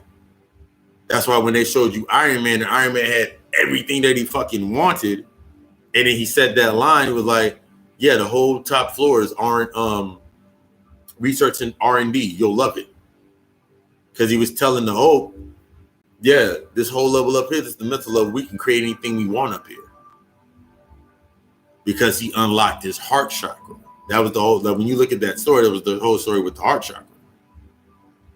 They put it straight there in your damn face. Guardians of the Galaxy.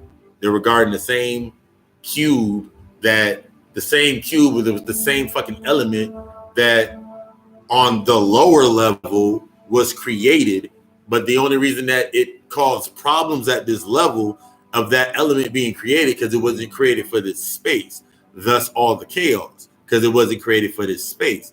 That's why Tony had to die.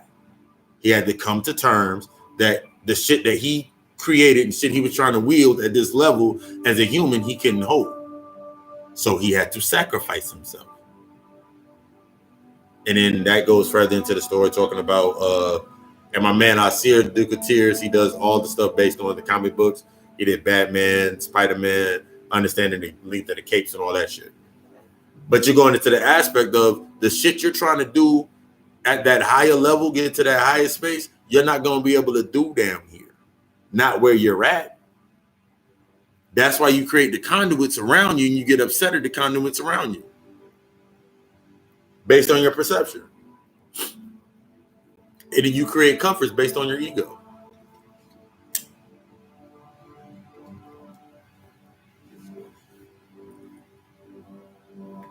I remember when I was younger,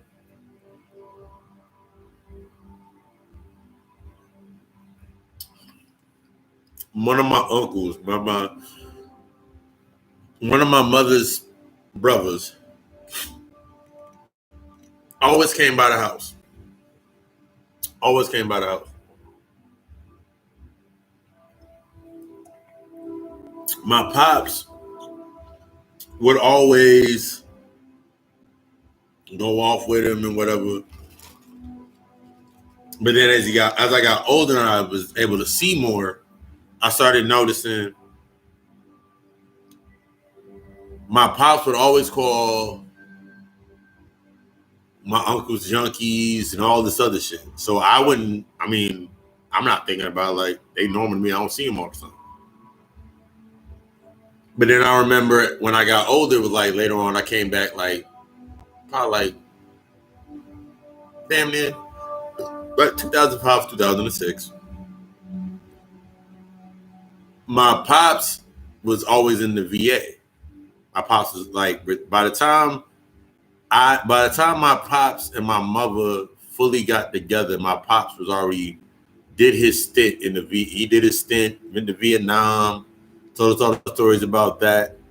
But then I remember one day I was walking outside, I was pulling up in my mom's driveway, and my uncle was out there. Like my Uncle John was out there. Like, Uncle John, I ain't seen you in a minute. Boy, you didn't grow.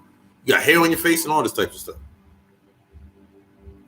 And my pops was coming out the house, and they stood there, and my pops passed them off some pills. And then it made sense. Everything came into alignment. The reason that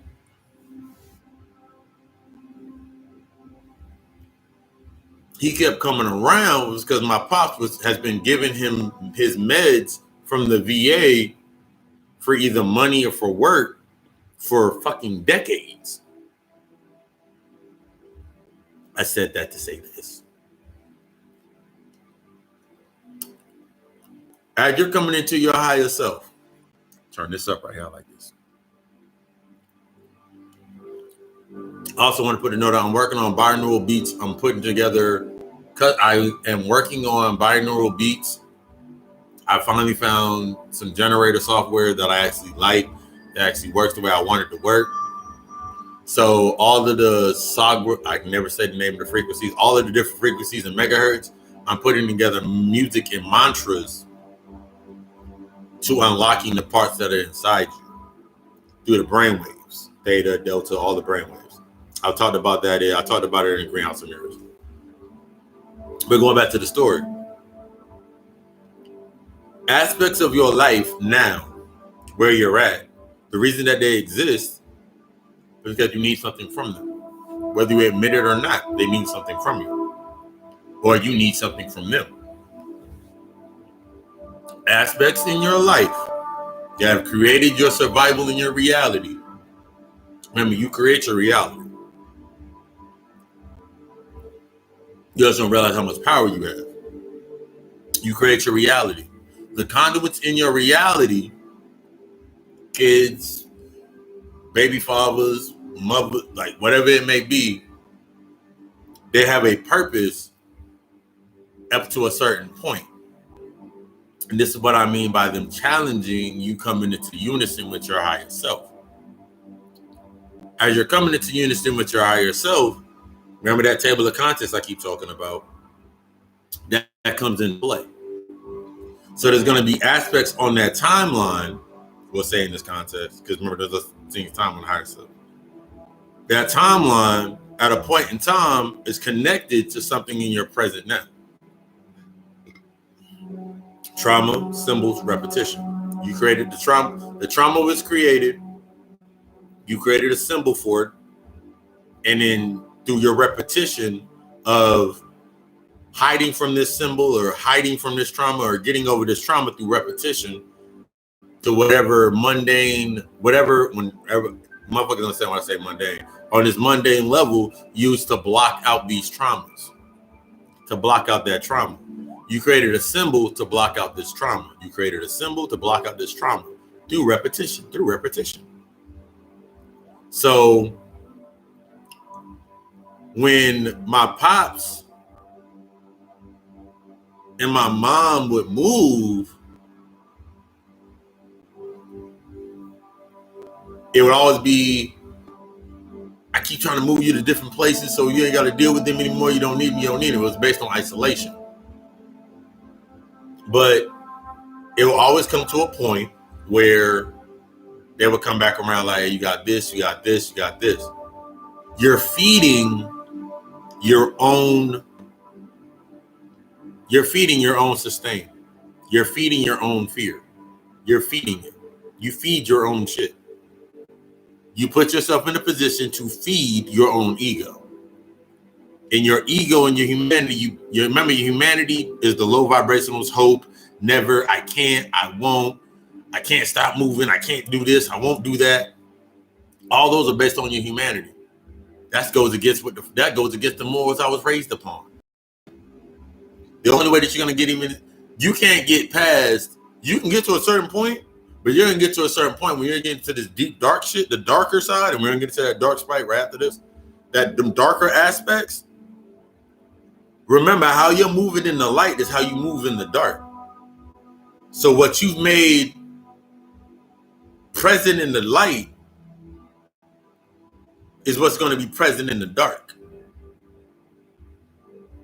So if you put up walls and barriers, shading yourself in light to keep yourself away from certain aspects of your life, the traumas that happen in your life, when you go into the dark, the reason that you get scared of going into the dark or going into the shadows of yourself is because you're going to have to face that shit head on. Because only you're going to be able to see it. Your mind is already built up to mental walls of what you're going to see in the dark. So you're going to see that bad relationship. You're going to see that bad relationship. You're going to see what you thought was oppressing you. You're going to see everything for what the fuck you thought it was. Because your subconscious, and I broke that down on House of Cards this week. Your subconscious remembers every smell, every taste, every feel, every touch. It remembers all of that shit, even if you try to recess it and try to make it so it went away.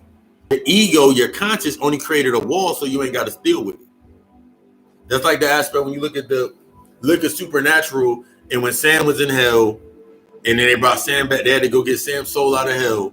And then Death had to put up a wall inside his mind so he couldn't touch it. But if he touched it, it would break down and he would break the fuck apart. That's the same aspect you come into the spirituality on your ground room floor. Your first level of death.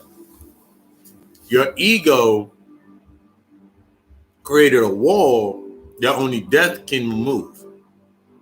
Your ego creates a wall that only death can remove.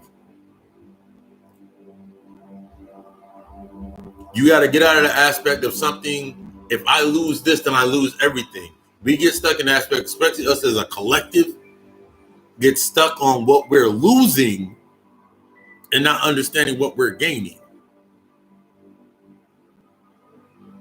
If all this shit burnt down tomorrow, the first thing I'm going to think, I ain't got no bills to pay. Yay, no bills to pay. The aspect of reality, oh shit, I ain't got no bills to pay. But here's the other end of that reality. Shit, I ain't got nowhere to go. The only reason you stay sustained in a space because you feel like you have nowhere to go. Because you don't have the confidence in yourself or the competence in yourself to actually create a different space. You can't take the accountability and responsibility because it will require you to take accountability and responsibility for everything that you've ever done and everything that you didn't do, everything that you could have done. Shoulda, woulda, coulda. I could have did this. I should have did this. I should have did this. I could have did more of this. I could have saved here. I could have saved here. All that shit happened already. All that matters is what starts at this point right now. What are you willing? Since you've already lost all the physical shit, what the fuck you gonna do next?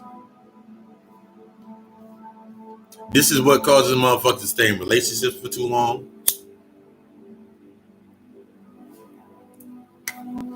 This is what causes people to stay at jobs for too long,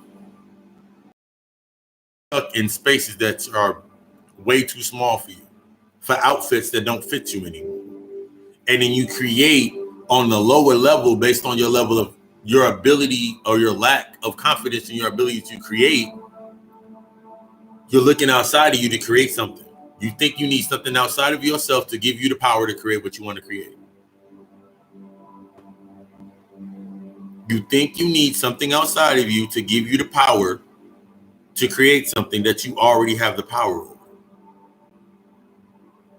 So that locks your mind down into whys and worrying and thinking, oh my God, if I don't do this, then this is going to happen. Then you take yourself out of alignment with your own power. You take yourself out of alignment with your blessings. The blessings is you're the blessing. Just like you're the abundance, you're the prosperity, you're the wealth, all these energies, that's all you. You're not having that rationale based on your ego telling you that there has to be something outside of you putting all this shit together, or nigga, I'm screwed. Because you don't have the confidence in yourself to say, nigga, that was mine. Because every time something's going good in your life, you don't say shit. But the minute something go bad in your life, oh Jesus. But you did both sides. You played the devil and you played the devil and you played God in your life. You got to accept the responsibilities that of the shit that you caused. You get to a certain point when you know shit, you know what you're supposed to be fucking doing, and you don't do it because you feel that I can fix it later. Or people get stuck in that level of excitement based on survival. Because you have conduits around you that can keep you sustained in your space if something happens.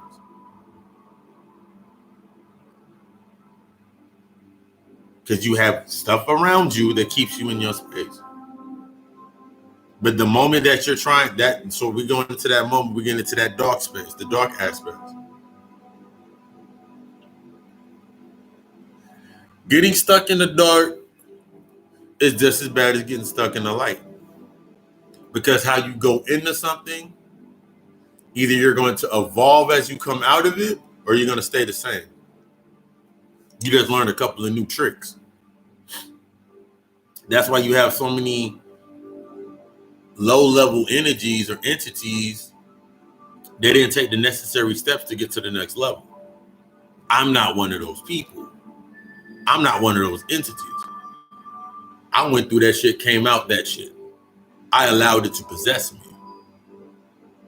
That's why you got certain people like, you can look on a Facebook page right the fuck now, and all the names that these motherfuckers are using in their everyday, day-to-day life that they have on their page, and they pop in this, they put some of the deepest shit up, they say some of the deepest shit, act on some of the deepest shit, put up all this shit, and then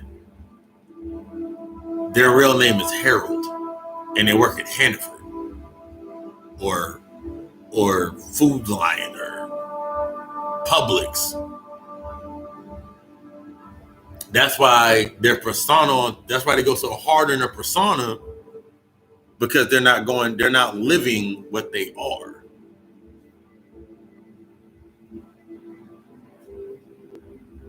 The only thing you got to worry about, motherfuckers gonna think your ass crazy.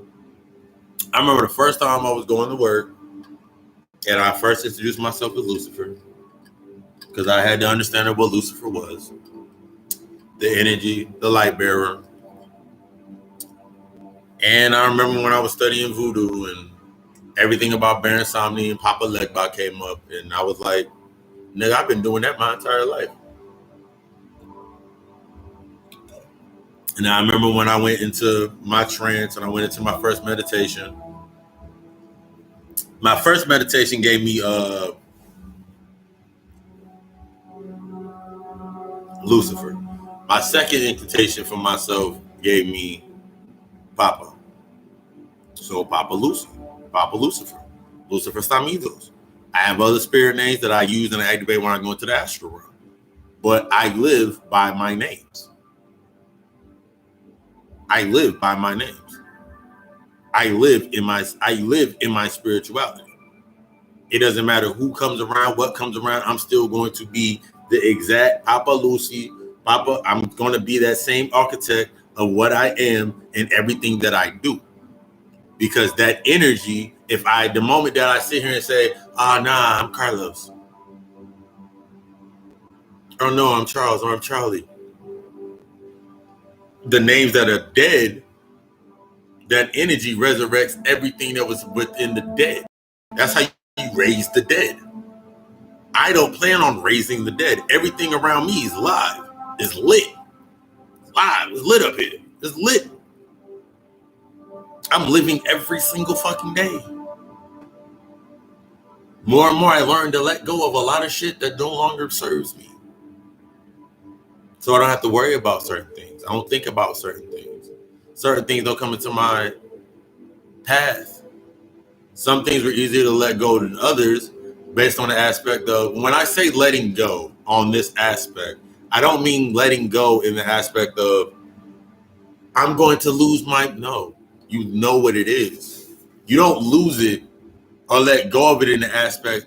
You have to let go of the aspect of what you created it to be in your life. You have to let go of the aspect of what it was in your life. This goes into the aspect of arranged marriages and the village raised the child aspects. That's because everybody at that length and that age, that was the same age as your mother, got the same things as your mother did in the village. So that's how your mother, your neighbor, she could raise you and say everything and do everything and teach you and discipline you the same way your mother would, because she's at the same level as your mother based on her age, based on the things that she's went through. She went through the same shit. They all went through the same shit in the village to get to those levels. So they've earned that right. So to take away that aspect of you having a choice, that's why when you come over here to this America shit and they say you got all these choices are just to stimulate your fucking ego. To give your ego a choice to shit that it can run with. So it can create a superiority complex. That's why everything that happens in this level, motherfuckers have superiority complexes. Motherfuckers that be like, I'm plant-based and I'm this, and this, and this, and this. That's nice. I'm plant-based as well. Yes, I'm vegan. I don't eat meat. Yes, that's me. But I don't feel I'm better than any fucking meat eater. Because I know motherfuckers that eat fucking meat that I've had conversations with that have a whole different experience that's based upon their path. One like many paths. That's the whole aspect when you look at the occult.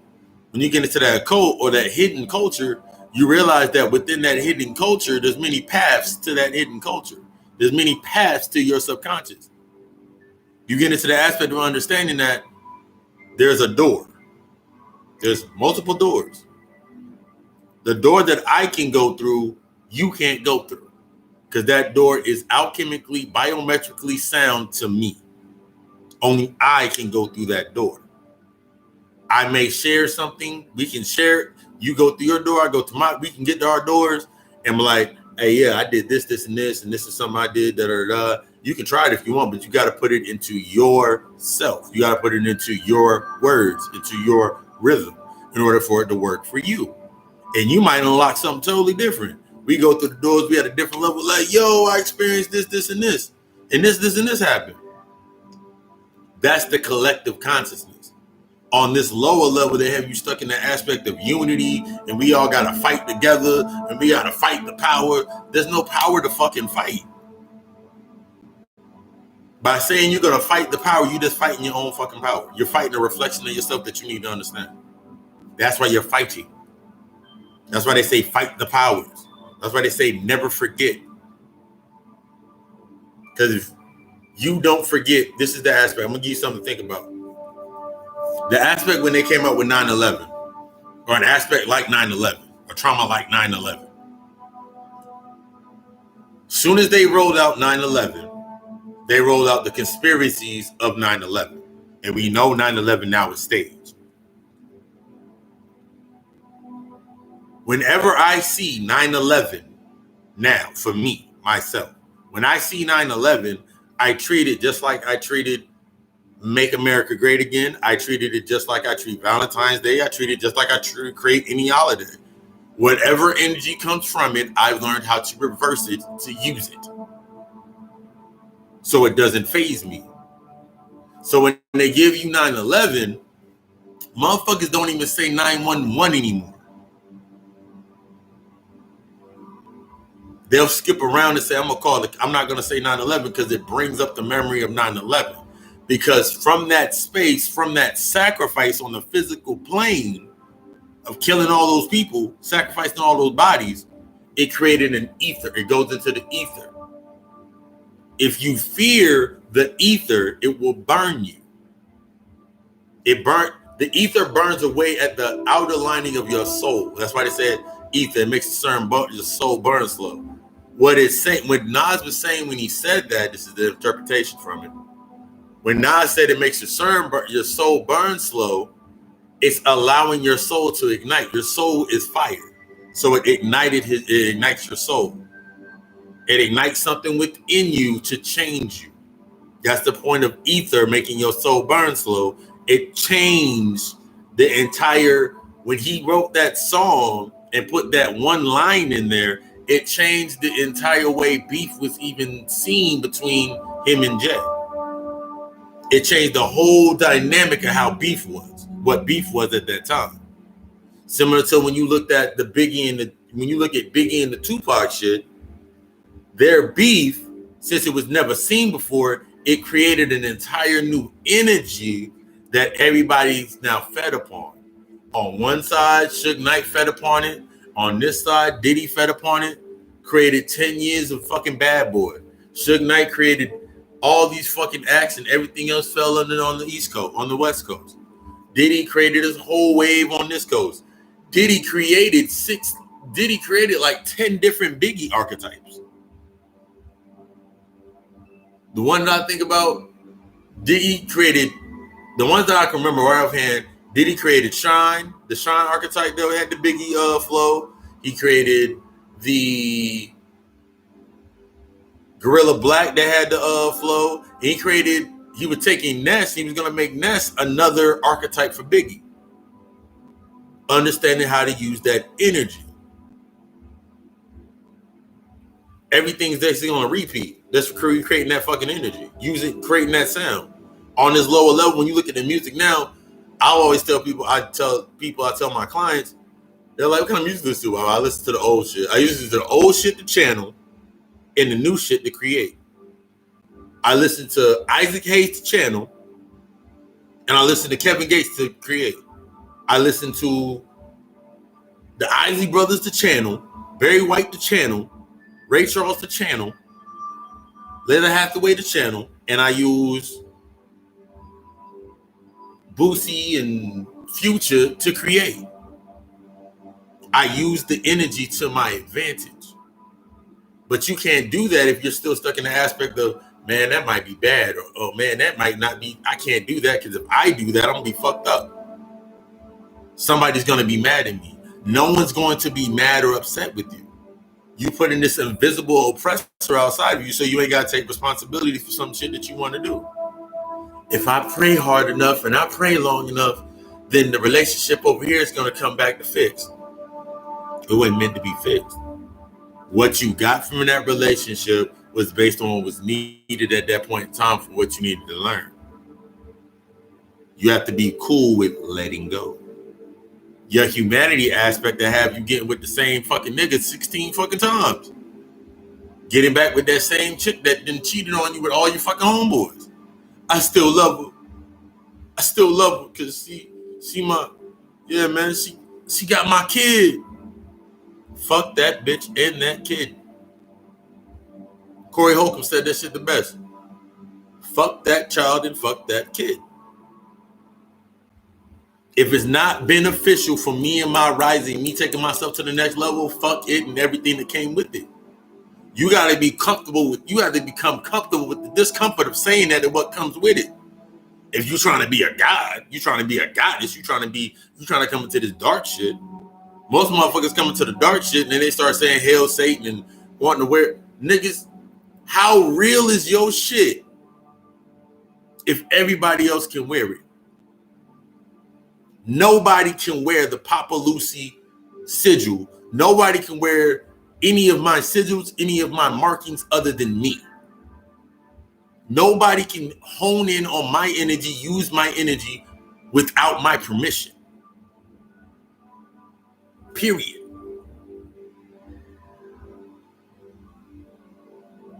Because I don't serve. I am. I have become that. I am becoming more of my energy. So nobody can use my shit without my permission. Unconsciously on this level, we leave ourselves open because every time you have an argument, you are allowing an energy tether with yourself. Every time you allow yourself to engage into something with somebody else, your energy being fucking sacred. So every time you exchange your energy, every time your sacred energy is exchanged, you're having sex with somebody. Every time your sacred energy is exchanged, guess what? You just had sex. But through subjective thought, leaving you further imbalanced from you getting in balance and in alignment with yourself, understanding your masculine and feminine aspects, be like, nah, nigga, I ain't gay. Taking the aspect, you take the whole aspect of being, you take the whole aspect of taking away from something that you can learn from. I can't learn from no gay nigga. I can't learn from no gay bitch. I've seen the low budget studs and I've seen the upper echelon. I call them the upper echelon studs. I've seen the low budget studs dressed just like the low budget niggas. I've seen the upper echelon studs dressed like upper echelon niggas. Since I like to dress in the upper echelon fashion in most times, and I'll be like, damn, this shit look fresh. Where'd you get that sweater from? Because they still have feminine aspects within them. That's why they can put on what they put on that mask. Because you have to understand, you can put on whatever mask you need to put on in order to survive in a certain space. That's what I was talking about earlier. When you get into that aspect of yourself, when you're some of our queens, that whole aspect of moving forward, and I did that in Mother Maya. Some of the aspects of our queens, they're in the masculine aspect of themselves. Got to see it to believe it. I got to work hard. I got to do this. I don't need no man. I need to do this. I need to do this. When you set yourself up based on a mundane level, out of balance, you take yourself out of balance. That's why you'll sit there and have a nigga laying on your fucking couch for days at a time.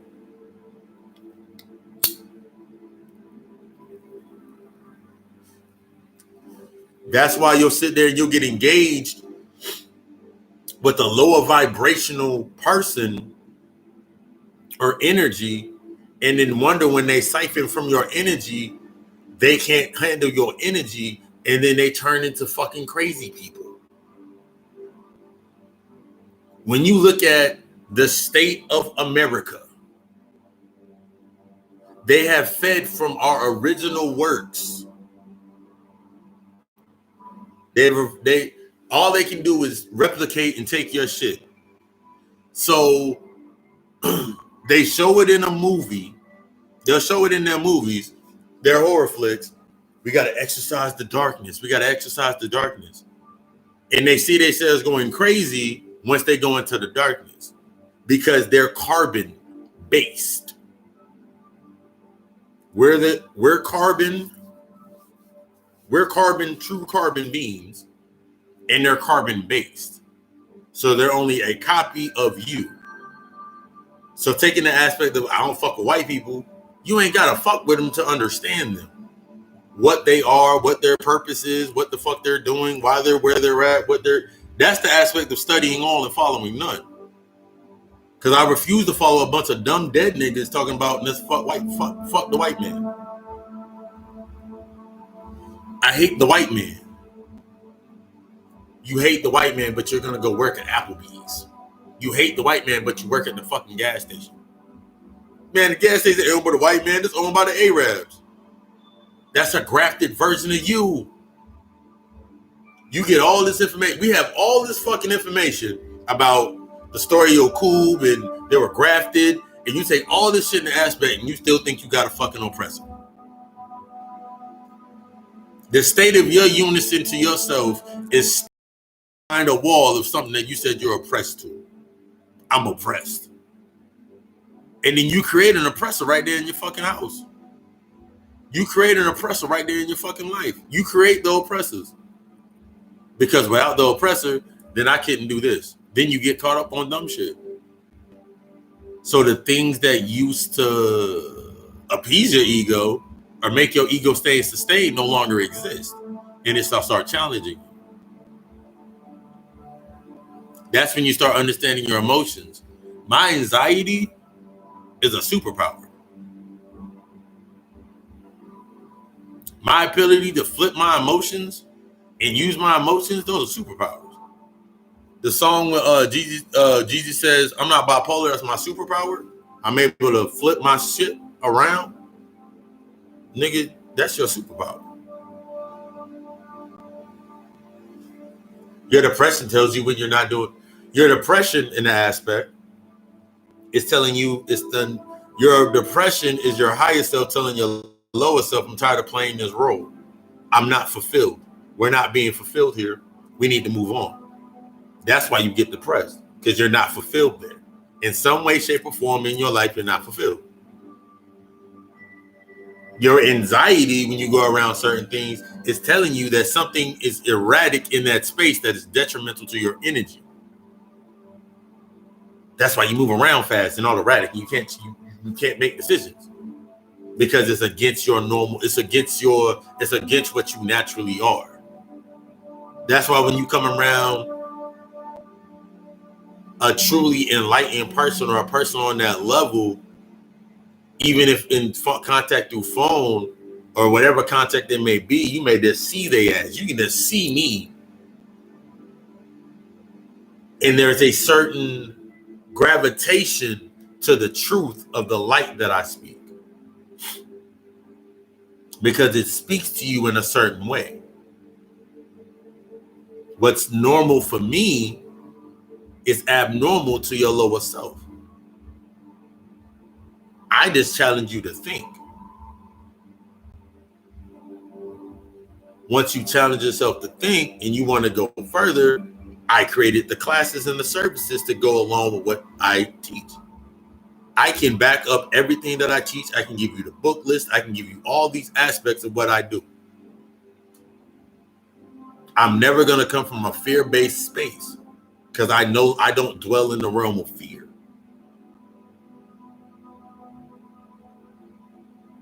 I have no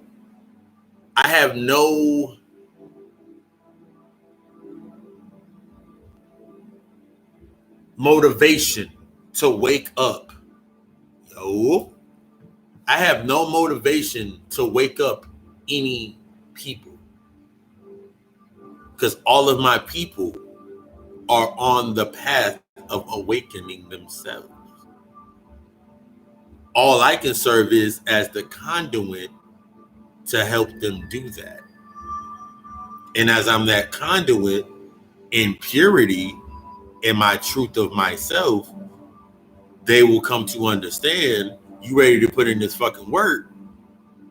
Just like when I was doing personal training on the physical aspect, I'm doing that shit on the spiritual aspect.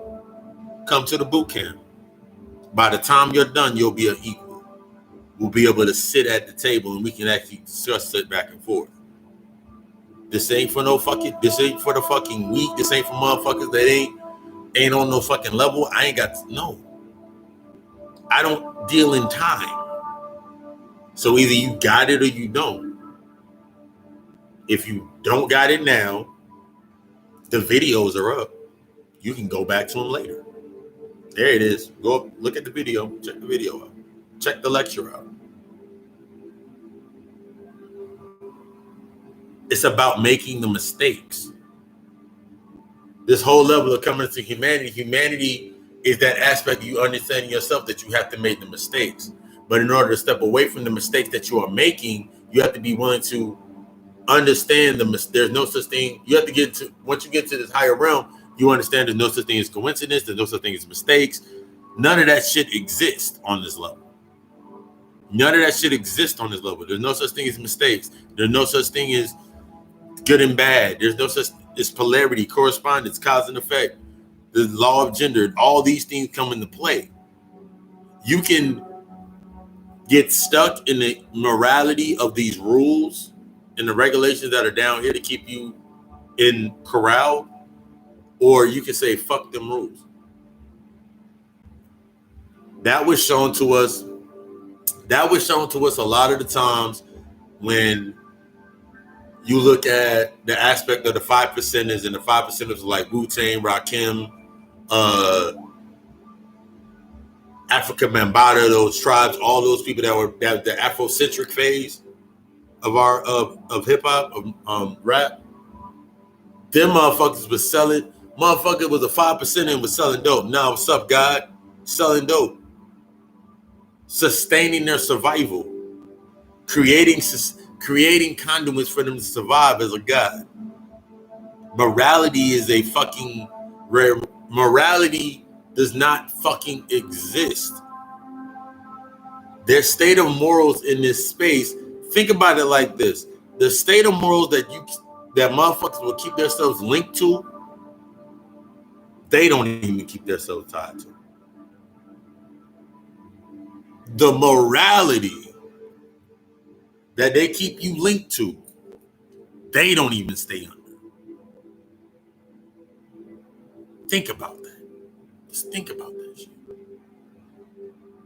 The rules and the regulations that they keep bound to and keep you bound to, they don't even stay with. They're above it.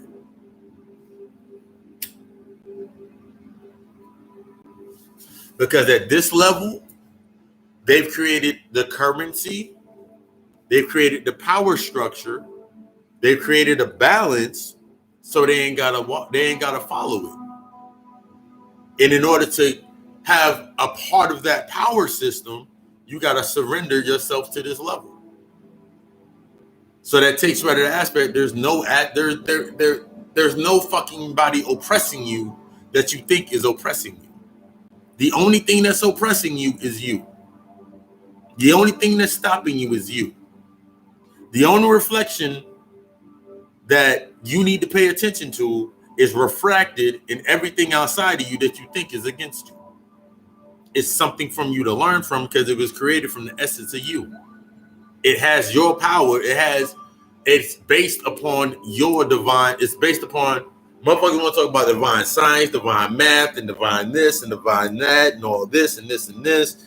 And it's based upon all these light and the power of Ra and the children of the sun and all this shit. And then you go to this aspect. Oh no, you gotta go to the dark side. You gotta be in the dark side. You gotta go team Beelzebub and all the fucking dark entities and do your dark magic on that side. Both motherfuckers are missing the concept of the aspect of understanding both sides to get to your true self. You gotta understand all the angles of the light and all the angles of the dark, as above, so below. Until you understand all the aspects, all you doing is sustaining this shit. All you doing is, I'm gonna stay here and sustain this. All you doing is waiting for somebody to give you that stimulus so you can have the motel, so you can extend your stay at the Motel 6 or the prison planet. Or so we say, yeah, maintain your stay at the Third Rock from the Sun Hotel. That's all you're doing. That's all that's being done at this level. All this shit with this virus shit, all that's doing is stimulates that fear. You pass it on. You may laugh at it, but you'll pass it on. It's in your subconscious. So it's connected to your energy. So you truly got to put yourself into the mindset that I don't give a fuck about it. I don't care about it. I don't give two shits about the coronavirus. With or without the pandemic and the quarantine or what the fuck is happening, how can I use it to benefit me? And it sounds so, and then motherfuckers, and you gotta think about, based on morality, you can't even be selfish without feeling bad. You can't even feel selfish without feeling bad based on the morality, based on the aspect of the lower level shit. You can't even be selfish and without feeling, man, I gotta think about, man, fuck them kids. Your kid's gonna imitate what you do anyway. So if you're doing more of the same that got you there based on hope, they're going to do the same exact shit. They're going to find their own way out based on what the fuck you doing. Your children, your nieces, nephews, they're going to find their own way out based on what they see you doing. So the whole aspect, like, they won't understand it. You're lying to yourself. You're fronting on yourself. They're not going to understand it. You're telling them they're not going to understand it because you don't understand it. The only way something cannot understand something is a true reflection, you don't understand it.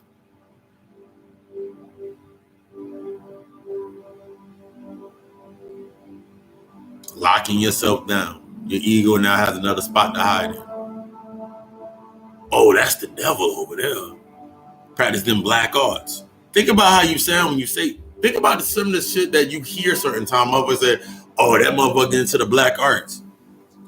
On the lowest aspect, if I'm black and it's magic, I gotta understand what the word magic comes from. So if I find the derive of the word where magic comes from, and I go to the word demon, and I've said this before, and I'm gonna break it down again. And I say demon, and demon translates from the Latin meaning Damien, which means intelligence, magic, deity, which you look at the aspect of that, intelligence to create a conduit for my energy. So he practices black magic. Yes, I use the dark, myself, my hidden self, then the dark, my occult, the hidden culture of myself to create conduits to sustain and balance my energy. Whenever you look at, one second.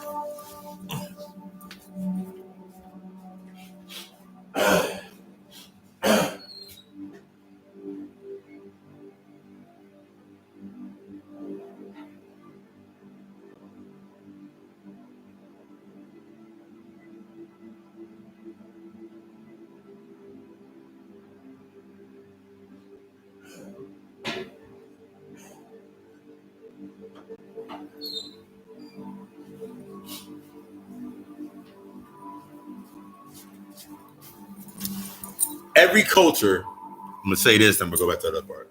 Every culture but yours has an altar. Even your grandmother, great, whoever it may be, has an altar in their home. Everybody has an altar in their home. Just something. Your altar, and when you look at altar, you think about the word alter ego.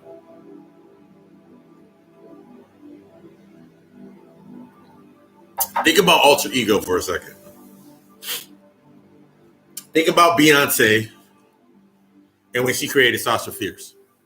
Think about Nicki Minaj when she created Roman and all her other characters. Think about Jay-Z, when he created Jehovah, Over the God, he created all these alter egos. Through them, through their alter egos, they sustain power of something that they cannot do on the level of when them just being Jay-Z or just being Beyonce, just being Nicki Minaj, or just being whoever. Every rapper has created an alter ego. That's what their rap name is.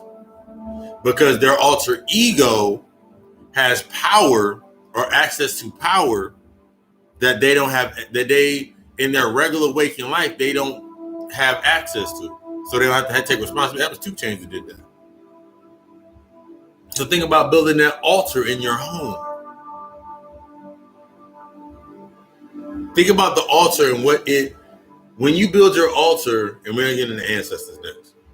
When you think about your altar, everything on my altar at this moment in time, from how it's set up to everything on there, is a power source of things and items that are in direct correspondence to myself. Direct correspondence to everything in this space. Okay? So there's nothing on my altar that I do not have knowledge of or a knowledge of what it is. You feel me how that goes? Because the more knowledge that I have about what I place on my altar allows me to tap into the energy of what I put on there. So think about your grandmother's house. She got that Jesus. I don't care if it's black, white, tan, dark skin, light skin, Elder Barge, Seal, Johnny Cash color. I don't care what color it is. She has that altar in her house.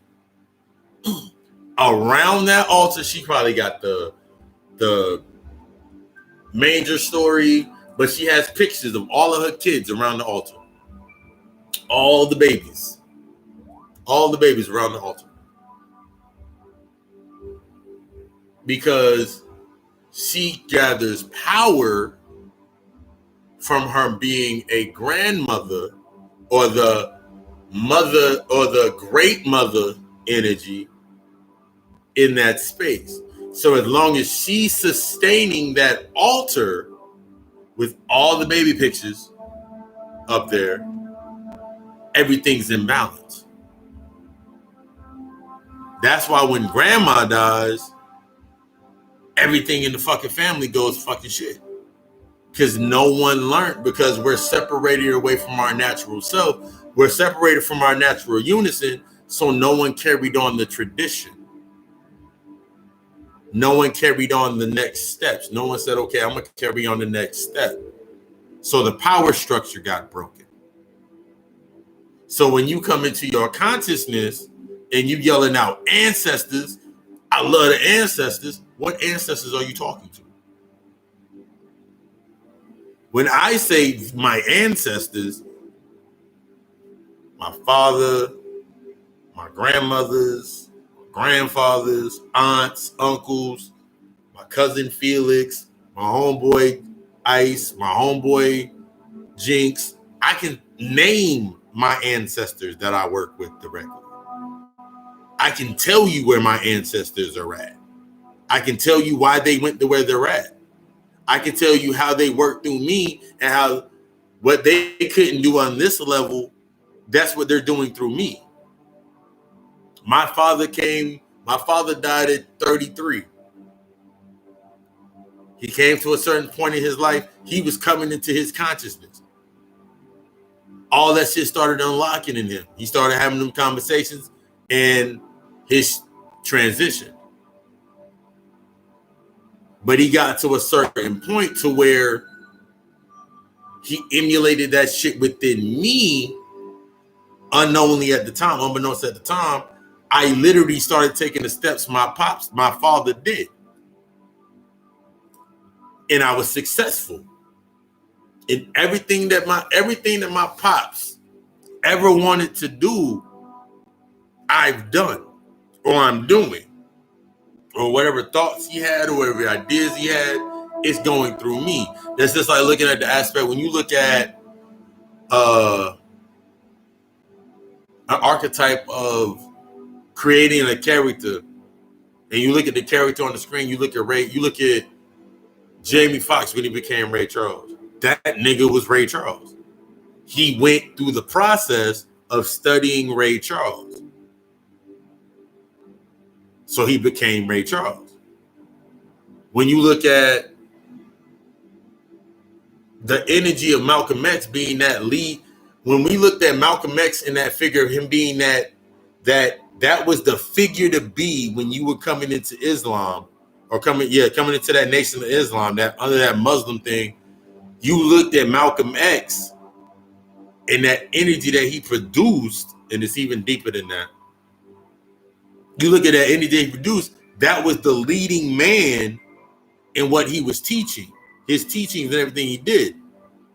So when you look at Denzel Washington, when he played Malcolm X, he became that energy. That energy was put into him to be that leading man.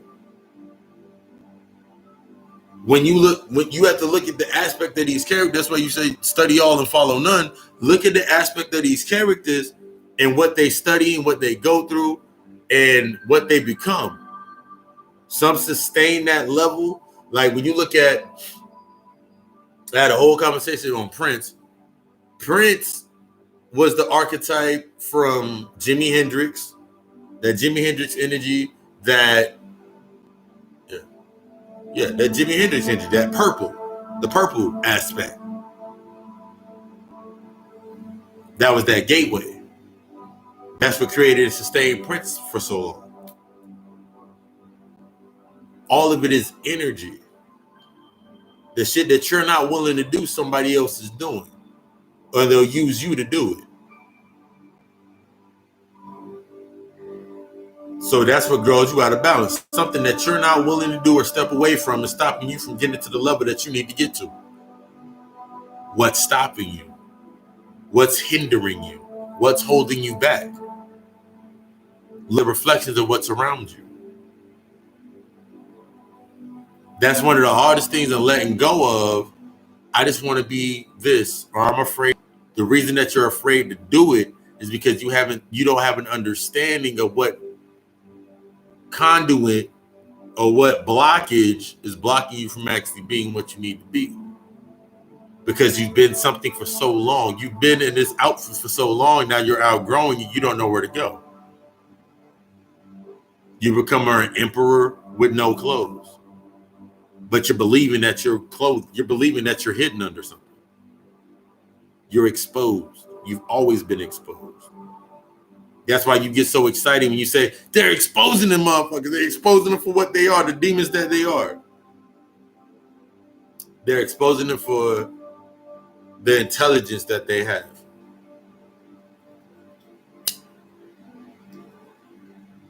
They don't really have any intelligence.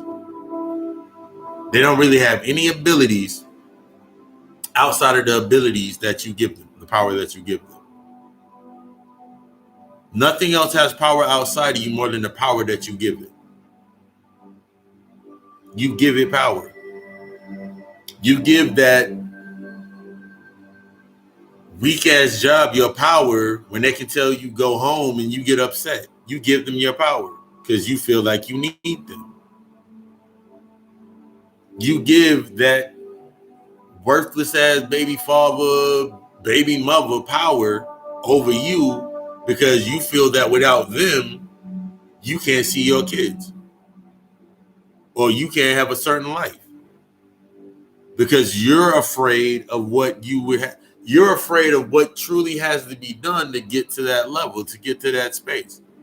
You're afraid that if I go over there and I say that to them, if I go through the court system and do this and this and this and go get my kids back, then I'm gonna feel like I'm being a monster.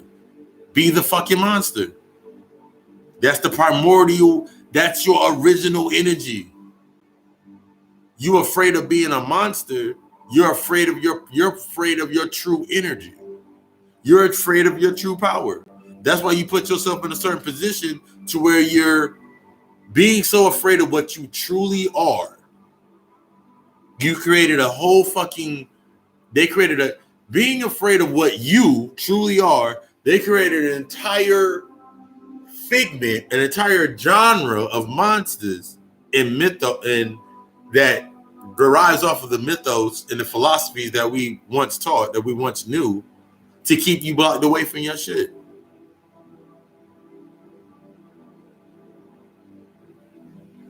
And then give you images like The Walking Dead, zombies, and all these other movies about zombies. They talking about you. That's what they view you as, a zombie. That's why, okay. And this is the biggest thing about Resident Evil.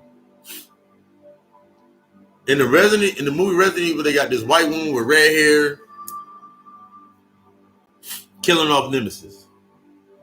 The dark, the evil monster that came and mutated, that took on the power and became the monster.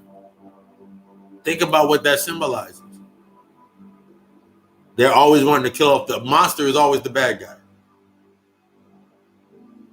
The only way the monster wasn't the bad guy is when they gave you Venom. In recent, they gave you Venom, the anti-hero. And that's when and right before that, I was talking about you got to become the anti-hero to understand both sides. You can't be the hero and you can't be the villain. You got to be the anti-hero. You have to become the anti-aspect of your life. You got to become anti-humanity to understand what humanity is. You must become anti-ego to understand what the ego actually is, to be able to take on the knowledge of understanding what the ego actually is. That's how you grow in balance. You're not choosing a side. There's no more choosing sides. I'm going to choose these people over here. I'm going to choose this over here. Cool. Now you're going to be battling them for the rest of your fucking life. If one of y'all die, boop, boop, coming right back here, baby brain, you stuck right back in this fucking shit.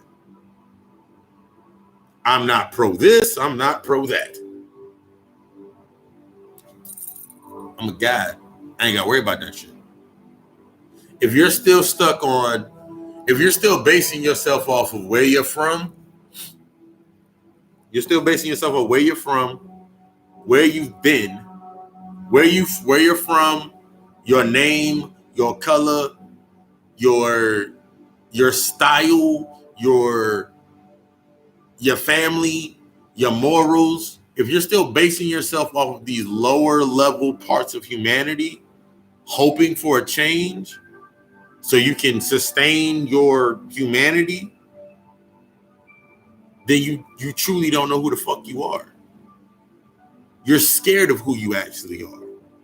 Because all you see when you become who you actually are based on whatever emotion comes up when you do it, is you don't like what the fuck you see.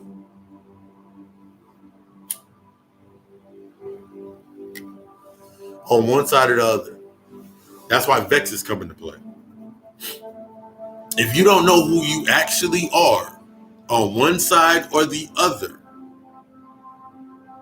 it's real shit. You don't know who you are on one side or the other, you create a vex or a veil to keep you from the other side. To truly have to embrace what the fuck you actually are. So you look at low level shit. Motherfuckers always get a pass when they're drunk. That's what they truly fucking are. Motherfuckers always get a pass when the motherfuckers high. Whatever you are under that altered state is who you truly are. Or who you wish to be. Who you hope to be. That's why they give you get some of this liquid courage in your life. Because you're becoming who you hope to be. Because, and the reason that it resonates with you to do it is under the thought process and under the program of when we were under our shamans, they understood and had the knowledge of using the drugs. We'll just say for this aspect, the drugs in the context to tap into that space. They were already there. They already lived there in the spiritual. They just had to get there mentally. The reason that you keep getting stuck in your alter ego, I don't like who I am when I'm drunk, I don't like who I'm at with this, is because you haven't learned you haven't released the mental blockages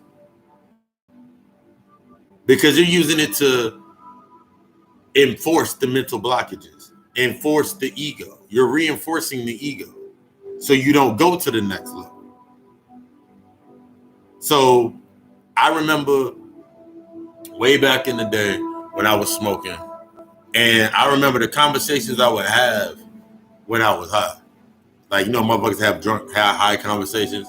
Yo, like, what if the earth was flat and shit like that, like crazy ass conversations. And they only have them when they were high.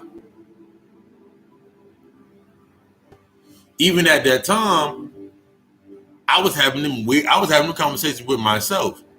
So the only time that I could have that conversation, a conversation like this of depth, was when I was perceived to be high. I would just get high and just I'll be normal because I was unconsciously already there. So I could have these conversations under the guise of being high. Like, that nigga was high. Y'all said some crazy shit when y'all was high. So then when they would come down and I would have the same conversation, trying to test it unconsciously. Nigga, are you high? That's what motherfucker get. Are you high? So I stopped being around motherfuckers. I was like, nigga, I can't be around motherfuckers. I keep having these deep ass conversations around these high people. Exactly, gnosis. So I said, fuck it. So now the shaman had the principles and understanding of themselves. They had that knowledge, the gnosis. They had the knowledge into taking you into the initiation realm of coming into this space. In order for the manhood, you had to get 1,000 cuts. When you look at a lot of, like, you had to get these cuts, you had to get these scratches on your body, you had to get these markers on your body. You had to get all these, you had to get these markers on your body because they would do it, and that trauma would unlock. So, like, if I hit you with 1,000 cuts right now, if I took an initiate and I hit them, I scratched their body with a knife, and I forced them to go sit down and meditate, and I've already went through the process of the breathing, and they had to maintain that breathing while they were in that trauma. That trauma would unlock them. In order for them to get away from that trauma in that meditative state, they would have to maintain the disciplines, the breathing exercise, breathing in and out, breathing in and out, breathing in and out, in order to get into that trance. In order for me to keep them into that trance, I could give them the mushrooms. I can give them the shrooms. I can give them the the igba plant. I can give them these certain herbs or this mixture of herbs to still their stasis so they can tap in. That way they're going to that level. That way I teach them how to dream walk. I can teach them how to lucid dream. At this level, you've already went through all the initiations. So my purpose when I do the services and I do the rituals and I teach the rituals, if I do a mirror ritual with somebody, I have to get them into a space of a trauma. I have to get them to speak of the trauma as because it's just like that feminine aspect, like when our queens get upset about something or they remember something, they relive the entire fucking moment. They recreate the entire fucking moment. That is pure, untapped feminine energy. That's that feminine energy before I take them to that spirit world. So I must get you.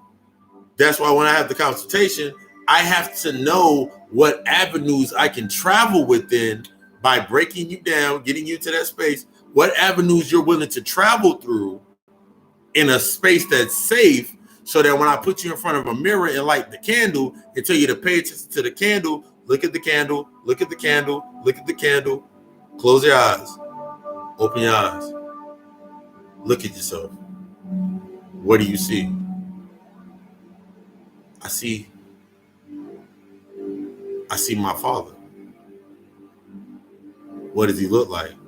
He looks like me, but he's not like me. Is that what he looks like? I don't know. Paint the picture. because I have you in a trance, and I'm showing you how to navigate through your brain. I'm showing you how to navigate through the underworld, because now you're alive. You're dead, but you're alive because you're living in the astral world. So I have you living in the astral world, finding your balance, finding yourself. What's over here? I can't go there. Tears fall down your eyes. What's there? I never meant to do this. Why did this happen? Then the questions come up. You're under a trance. So me as the shaman, I have you under a trance. And I have you navigating through your life, through the corridors of your underworld, your hidden self, the stuff that you've hidden from yourself. And then when you get to a point to where I take you through a point, you're going to go through a point through the trauma. Then you go to a point of breakthrough. Then you go through a point of, you're going through that trauma. And then when you get to that point of calm, to where you found what I needed you to, you found what we're working on, you can pull it back out. And I pull you back out of your trance. The shaman had the abilities to pull you back out of the trance because they had the knowledge. They had the knowledge and the philosophies of that time, of that space, in order to give you realization of where you were at. What's happened on this level is they've given you religion. It's another way to bind you. That's why they take you through the ritual. You got to get baptized in the water, and then you got to start walking this path, and you got to keep coming here. You got to keep coming here. The aspect based on the exoteric, the reason it doesn't work because it's not truly to you. On a lower frequency, on exoteric, external, it needs a power source. So I must keep you to have a power source that's on an external point. I have to keep you in a trauma-like state to keep siphoning that energy to create this space, to create the need for Jesus, to create the need for a God, to create the need for a devil, for good and evil. So now in your mind, you have good and evil. So you got to choose a side. So in religion, you're bound to, in order to be good, I have to denounce everything that's bad. What makes everything bad? I need an archetype for bad. So you create the archetype. That's how you created the devil archetype. So you're tapped into that devil archetype. If I don't do this, and then so when you're transferring yourself from religion to spirituality, and you still giving yourself a deity, you may need that. You might need to follow something in order to get something. That's on you. But the aspect of that energy being bad, it creates a counterbalance on both sides. Like, you need the Christian in your life. You need the Christian or the dead to know that you're alive. Because if everybody was dead, everybody be on some love and hip hop shit. You ever been into a space? You ever been in a space and you see? I remember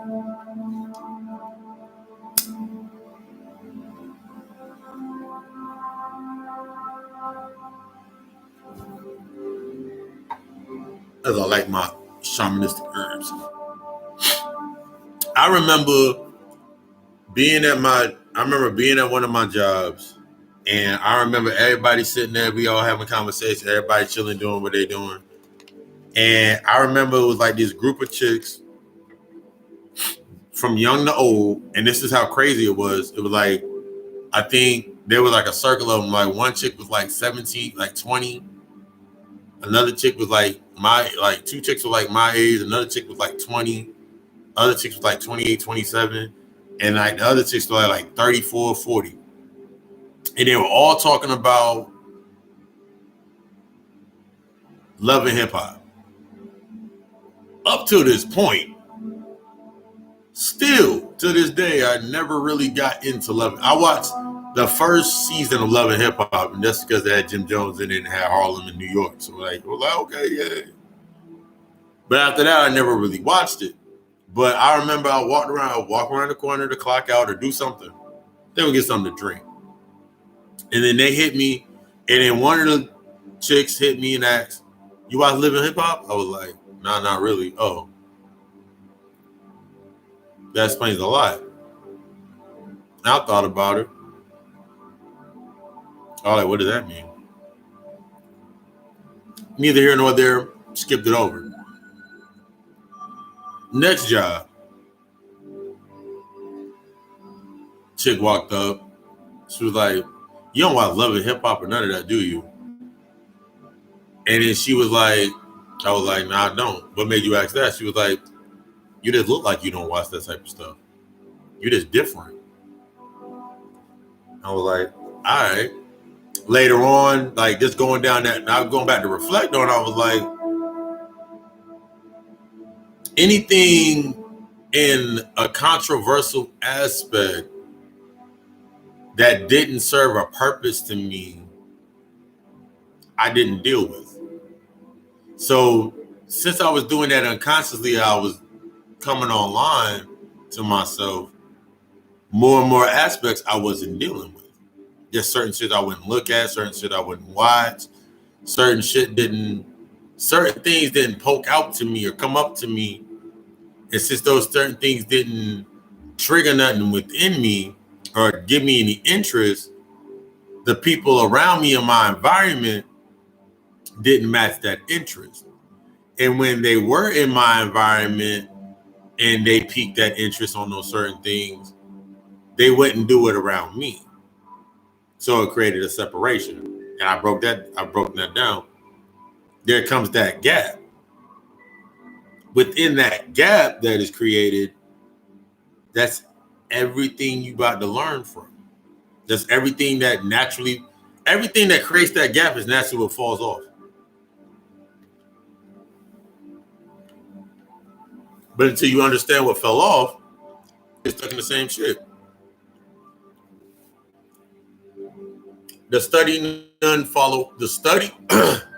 Study all, follow none aspect. Do what thou wilt. Whatever comes into your path to learn from, make sure you learn it from it. If it's not teaching you anything, it's a day that you die. If it's not teaching you anything, you die. You got to take out the aspect people like, but it ain't fun. I don't know about you, but reading a book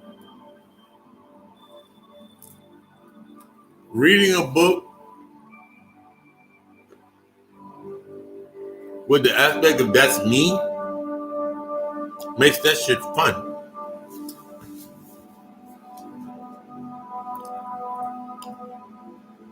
The childlike aspect, the childlike mentality is the same mentality you're going to need when coming into these high aspects of yourself.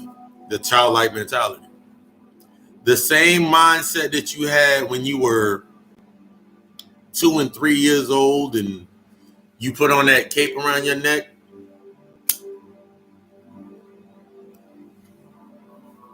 You put the cape on around your neck and you found your balance. Like you were like, I'm a superhero because I got this towel around my neck. And you were jumping off shit. You were climbing up on shit. You were excited as fuck. You were doing impossible shit that now you're looking at, now that you're an adult or now that you're in your adult self and you see your niece, nephew, your son doing that shit, you like, get down from there. Because you following the same predator program that was already programmed into you. It's naturally already inside of you. You don't know what it is until you face it. You do not know what something is until you know. You don't know you're under mind control until the mind control is off. You don't know you're programmed until you're outside of the program.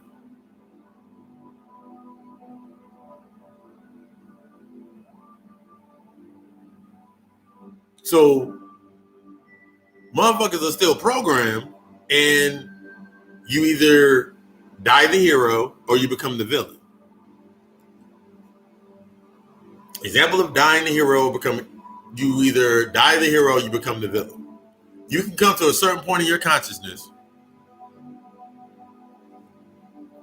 and you seem like the hero to your people.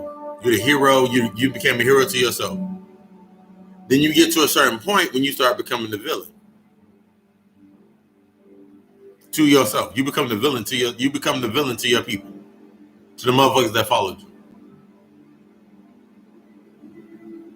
You either can die the hero.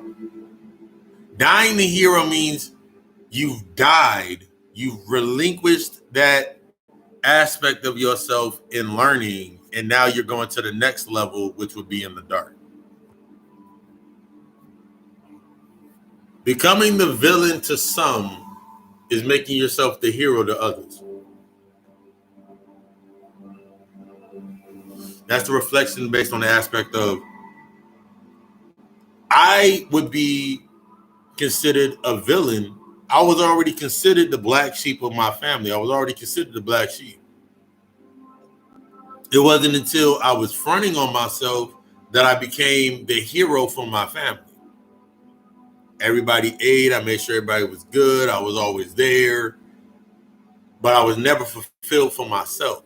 So I fell into a state of depression. Mild case of depression. Because I was against my true self. I was always battling against my true self.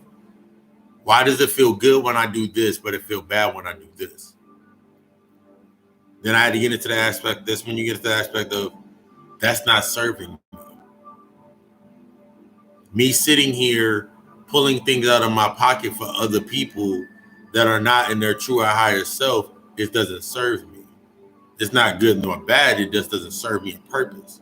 It's not taking me anywhere. Me going to these functions and these buildings and these places around certain people just to save face is not serving me anything. I'm missing out on what I could be getting to. Moments like this, when you're in your silence, when you're coming down into yourself, these moments of reflection, people are afraid to have that moment of reflection. Motherfuckers, the wealthy are planning for their next level or the next 3 generations of themselves,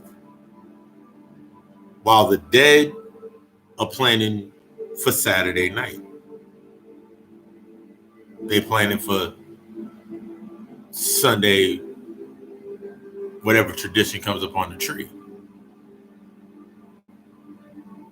That level that you have to take to yourself, this is one big thing. This is one thing that I tell a lot of my clients, is one of the biggest disclaimers.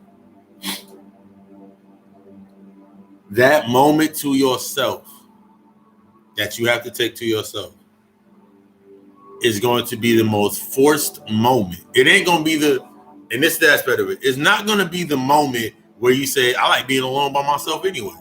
It ain't going to be that moment. It ain't going to be, I'm going to do it and it's going to be fine. It's going to be the moment when you least want to do it, when your ego least desires to do it. Because it's not going to be in the aspect of a couple of days, I'm not going to talk on my phone, a couple of weeks, I go weeks and months at a time. It's because we're going out of the aspect of time. It's going to be a moment in time when it's going to be 3 or 4 years in the human world. It was only a couple minutes for you. We've done it. You do it unconsciously a lot. You'll sit there and put yourself in a position like, well, I ain't dealing with them people for a little couple months. I ain't dealing with my mom for a couple months. But you're doing it based on ego. You're doing it based on, I'm not going to deal with my mother because I don't need anything from her. But the minute that you need something from her, you got to conjure back up your mother. Man, I ain't fucking with my family like that. But it's gonna be a moment when you gotta conjure back up your family member. Let's go further out. Man, fuck the government. Fuck white people. Fuck this, fuck that, fuck this, fuck that. Fuck them white people. You now in a moment where you sitting there not knowing where the hell your next check gonna come from. These moments, it's when it's proposed by your higher self, your truer self. Nigga, let's get in tune. What are you doing with these moments? What are you doing with that forced solitude? That's only your higher self saying, nigga, it's time for us to get in alignment. What are you doing with it? How are you going to come up out of your moment? What are you doing to yourself to get yourself in? What works are you doing? What are you afraid of? What are you not studying? Do you know what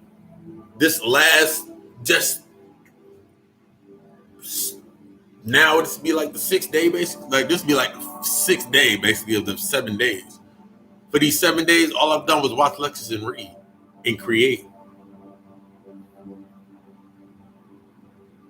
Because I said way back when I first started, not really thinking it was gonna come this far, I literally sat there was like, yo, if I had more time, I would do this. And if I had more time, I would do this. If I had more time, I would do this. So I kept putting out that incantation, I need more time to do this. So as I became more and more engulfed in my knowledge and my power of myself, I started realizing that I was doing it unconsciously all along. But now that I'm in a state and in a space where I have an understanding and I'm growing in my energy and knowing my energy and the concept, the conduits and the ciphers that lock my energy, that keep my energy at bay, and I'm unlocking them, I'm seeing how I do things faster. The first thing that went away from me was worry. Because I remember in the back of my head, before I was even constantly realizing I was doing it, I had a job and I did everything I needed to do to get into a position to be like, yo, I can do whatever I had this job. I ain't got to worry about shit at this job. And I could literally put in my mind, I was like, I need this many hours. I need to work this many hours this day and this many hours this day. It's a full staff. Somebody ain't going to come in there and meet me. They don't need me to stay. I be at work. Hey, can you stay a little longer? Got y'all. Nigga, if I close, I get this many hours. Hey, can you close? Yeah, I can close. Without a niche. It caught me off guard. I was like, yo, I'm doing that shit. I'm having a conversation with myself like, yo, I'm doing that. I just did that. I ain't got to worry about shit. Because there will always be an opening as long as my mind is on the knowledge of what I need to do to open that opening. You have the openings to balance yourself, to get yourself in alignment. You just got to swallow that pride and ego of what your identity told you. Don't do this and don't do that. That's bad for you. This is this. All these little programs that are inside of you at every moment in time are what shut you down from actually doing what you need to fucking do. Putting yourself in that mindset, I don't want to do it. I'm not going to do it. And then you got to create, why won't you do it? Your ego's like, why won't you do it? Your subconscious goes, all right, cool, we're not going to do it, but I need a why. Ego's like, let me go to the page. White people. Yeah, man, fuck them white people, man. They fucking up shit. Man, yeah, fuck this person. They doing this. Or it's because of this person because I'm doing this. This ain't always going to be like this. Your vision, your perception, your power, where you're at is only based upon for you. Anything that's around you that is negating you from getting to your power, getting to your higher self, taking yourself to your next level, that's what needs to fall away. But in order for it to truly fall away, you must understand what it is and what purpose that it served. Did it serve and bond to you based off of a trauma, or did it serve based on you to an intuition? Usually the things that bond to you based on intuition, you get it, it happens, you let it move on. Things that bond to you based off of a trauma, you got to find the initial trauma that made it bond to you. I've said this before. If you were always in the streets But now your ass sitting down at the house and motherfuckers still want you to come to the streets. They came from being your hero because you were in the streets. Now they're your villain because you're no longer in the streets. So what purpose do they serve? What do you need them for? What do you want them for? Why do you think that you need it? Why do you think that you want it? What feeling does it get? What feeling does it give you based on is that feeling that it gives you based on fulfillment of true desire? Therefore, you created it. You create things. You create the things that you feel can give you something that fulfills you based on desire. That's why certain conversations that you have ain't fucking adding up anymore. That's why you ain't doing certain shit that you don't do anymore, because the shit has served its purpose. That's why all that's left is anger. All that's left is lostness. All that's left is anxiety. All that's left is all your emotions is going crazy, and you can't explain the emotion. You need to understand why the emotion above in the first place. I don't feel happy anymore. I feel sad. I don't feel this anymore. I used to feel like this. And during a moment like this, I would feel like this. Until you understand what the fuck that is, guess what happens? You feel that shit with spaces. You feel that shit with voids. Shit that ain't really fulfilling you. Even if you go into a space, and this is the biggest thing. Even if you go into a space, this is based off that rarity.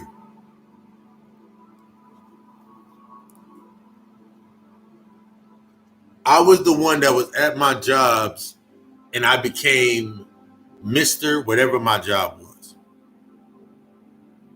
Whatever job I was, since I didn't have a clear balance or understanding of myself, that career became my culture. If you do not have a true understanding of yourself, the knowledge of yourself, the true aspects of yourself, your job becomes your culture. Your persecution, that's the Hebrew word for job, your persecution becomes the trauma. Persecution equates to trauma. The trauma that symbolizes spaces in your consciousness. So if I'm stuck, I became Mr. Applebee's, I became Mr. Sears, I became Mr. Cheddar's, I became Mr. whatever job I had. I became that job. That job became me. That job became my culture. I moved around that job because in an aspect, I came to the position where I owned shit. Motherfuckers were picking up the slang, picking up the shit that I said. They would, because I had that, my energy unconsciously, my energy shifted the space and shifted that area. So when I let go of that space, or that space was no longer dominant for me, I would get upset and be like, man, this fucked up that happened to you. And I would feed into it. But then slowly I stopped feeding into it and be like, yeah. In the reality, I mean, my pops, he told me one thing based on reality. And that's you use everything. This when you study all, follow none. And he told me, it was like, you can't get mad at your job for letting you go or doing whatever it did. Because when you were there, you got paid for every hour that you worked. And you got paid for every hour you didn't work. They fulfilled their end of the bargain. It's just that you went in there with an ulterior motive to what the fuck you were getting. So look at the aspect of your life. Where you at now? Based on coming into your consciousness. If you come into consciousness with an ulterior motive based on superiority or overcoming some shit outside of you, you're going to get stuck in an extreme. You're going to get stuck in the love and hip hop of consciousness. You're going to get stuck in the dark side of consciousness. You're going to get stuck in the love and light of consciousnust. You're going to get stuck in one of the spectrums. You're going to get stuck being a Moor. You're going to get stuck being a Mason. You're going to get stuck being a Chemite. You're going to get stuck being a Luciferian. You're going to get stuck in one of the aspects. And then you got to live that shit out because that became your culture. Because unbeknownst to you, that aspect is another aspect of something else. That's when I broke down, the last time I broke down the 12 points and 6 pillars, and there's 12 points because there's 2 points to each pillar, each point to each pole of the zodiac. You're not one thing or the other, you're both. And once you understand why you're both, the masculine and the feminine aspect, the law of gender, you can understand the causes and effects that you put into space and understand the correspondence. You understand why the light is needed and why the dark is needed. You understand what do it thou will means. You start understanding because your occult mind now comes online. You understand why you didn't resonate with certain shit on one level, but why you were put in that space. It's all about the learning. You're not grown. Take the aspect of being grown out of your mind and you go back to your childlike state. Take the aspect of being grown out of your mind and you'll go back into your childlike state. And you'll understand. And that's a big thing for you. You got kids? This is real shit. You got kids? Nieces, nephews, children around you? And you see how they're acting out or whatever they're doing? It's based upon you. It's what they see. The image that they see, they will replicate. Just like the image that you see, you replicate.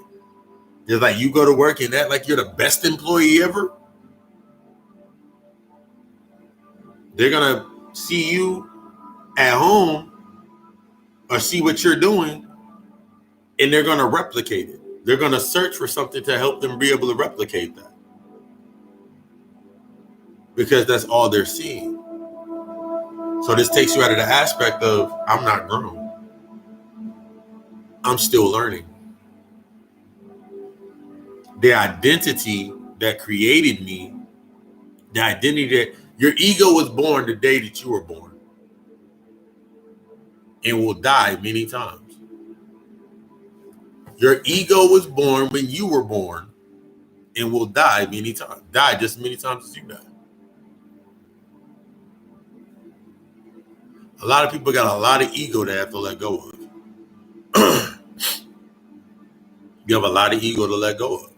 You got a lot of shit that's that never button. That's never going to happen. That's never going to do this. I'm never going to do that. You're missing the aspects of what it is. The balance. I put it like this on a thought. My aspect of merging with the higher energy based on the masculine aspect, in order for me to be able to merge with it, I had to understand the feminine aspect of that. I had to understand the feminine aspect of that energy. So to understand Shiva, I had to understand his wife. That feminine aspect of himself. You have to understand one half to unlock the other. So where you're at, you got to understand the other half. Or else you'll just be doing mundane shit. Just like one big thing with the Tantra being the bonding of sexual energy, sacred energy exchange. So when I was doing my earlier works and I would go into the spirit realm, I wasn't going to go see Oshun to go brush her hair. I was going up there to see Oshun to go pull her hair. Because I understand I was bonding to that energy. So when I have these conversations with, I'm going to give you a secret that a lot of motherfuckers ain't going to tell you. This is some real shit. The way that motherfuckers speak, the same way that you spoke to Jesus, I come to you in this weakest moment of my weakest self, and I need your help.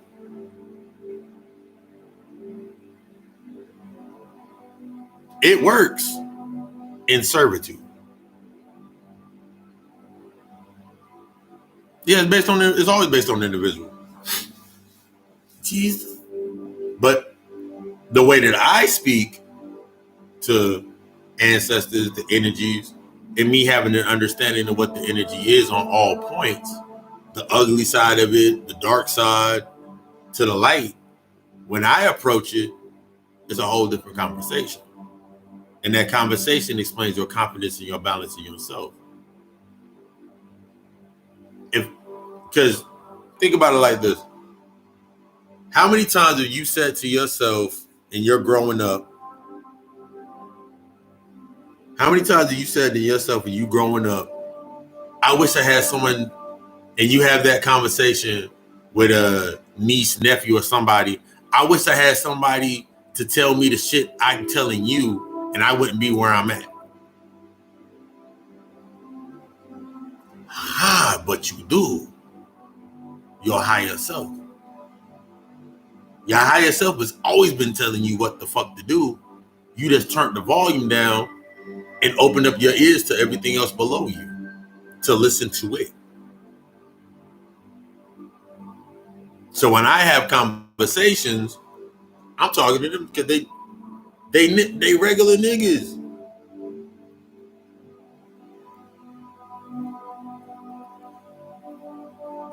I remember one time, it was crazy. My nephew had one of the realest moments to himself.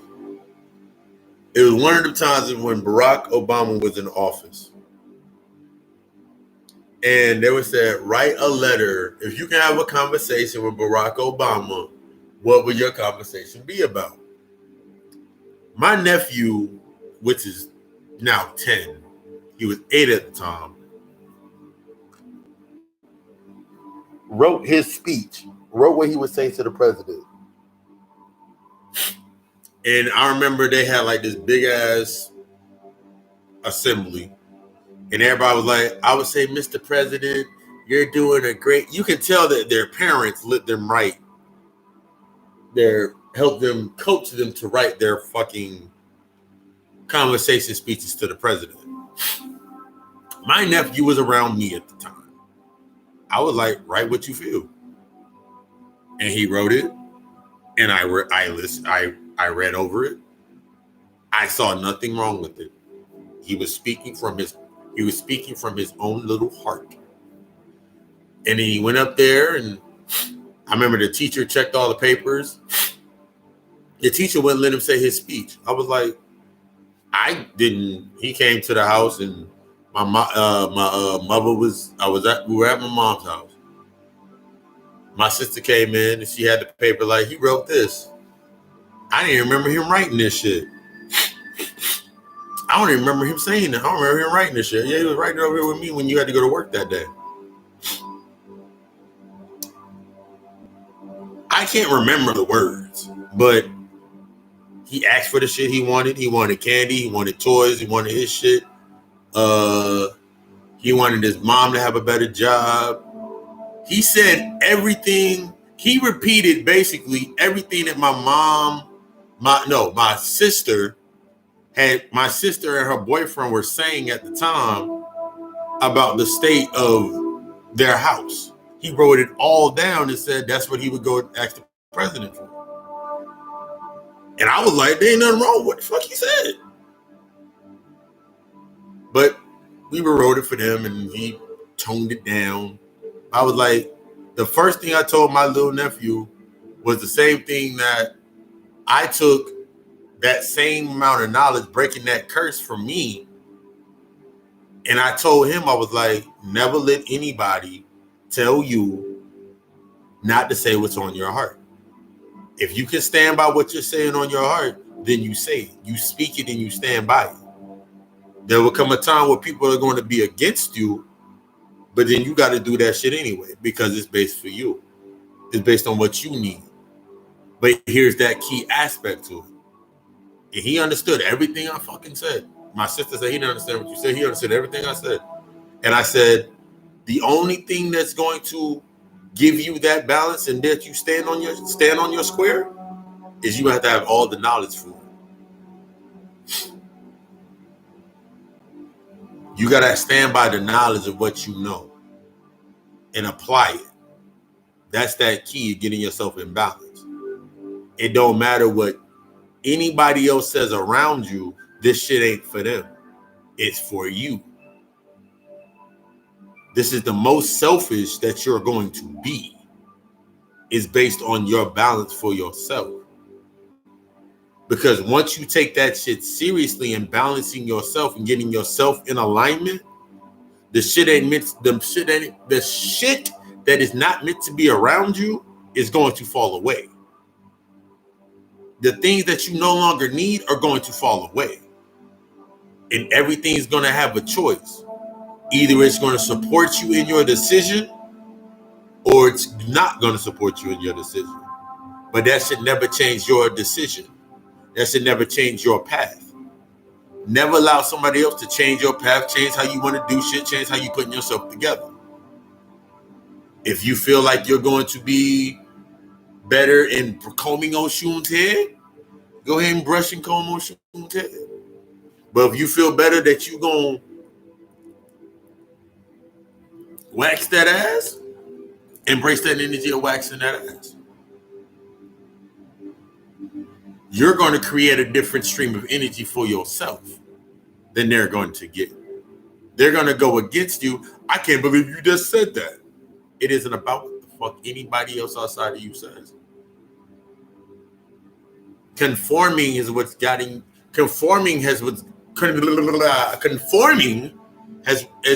gotten you to the space that you're at now.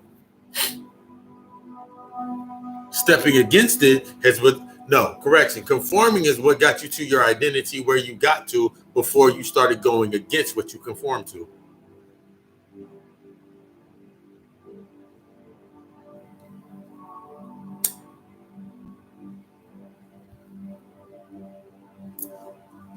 I've never been at more peace and in more balance than I have now.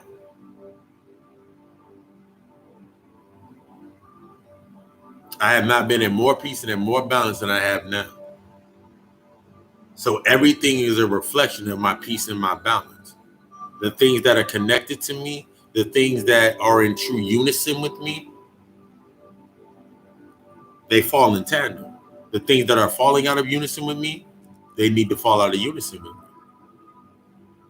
They need to see me the way that they see me. They need to feel the way they feel about me. They need to see me the way that they need to see me in order to bring clarity into their life.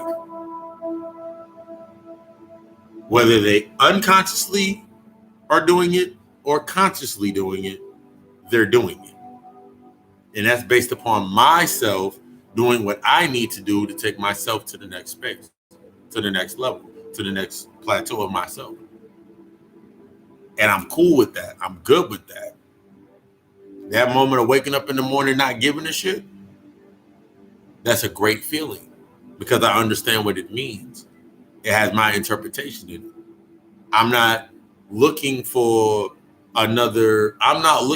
do a march. I'm not looking to do a protest. I'm not looking to do any of these things. That'll take me out of sync from what the energy. That's me putting my energy into That's me putting my energy into the dead.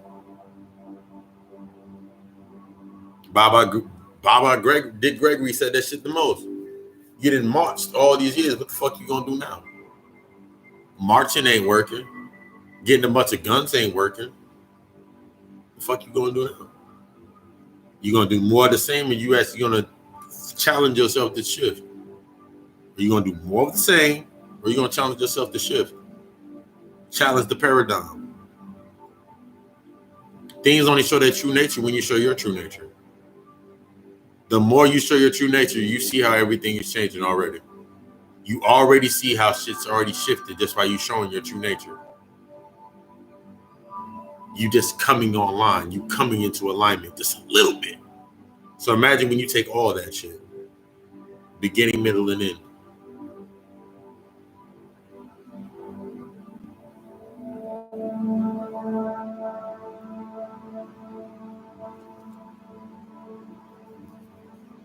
Just that question and answer. We're gonna do the question and answer period now. You got questions as I'm building up to the If you're not already tuned into the God Hour podcast, This week's episode was House of Cards.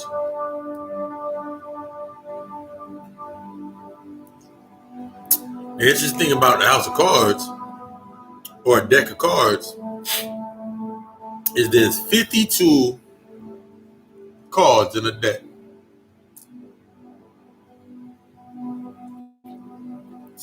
There's 52 weeks in a year. There's a card for every week of the year. There's a suit for every month.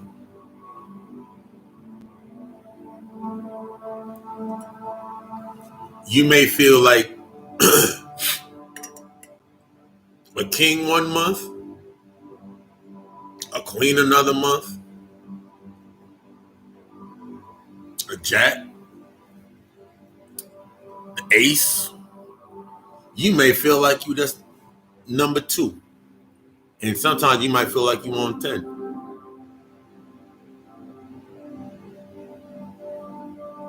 But after you get through one suit, there's always another suit. So don't get stuck on being in one suit or the other. Don't get stuck on the suits. Absorb what you learn from each suit that you get to wear. You got 52 suits. You got 52 different suits that you get to put on. What are you learning from each suit that you would? What are you learning from each suit? What are you learning from each power that you came into? We got to step out of the aspect of serving something and get into the aspect of becoming. That's all this is we're becoming. They're becoming.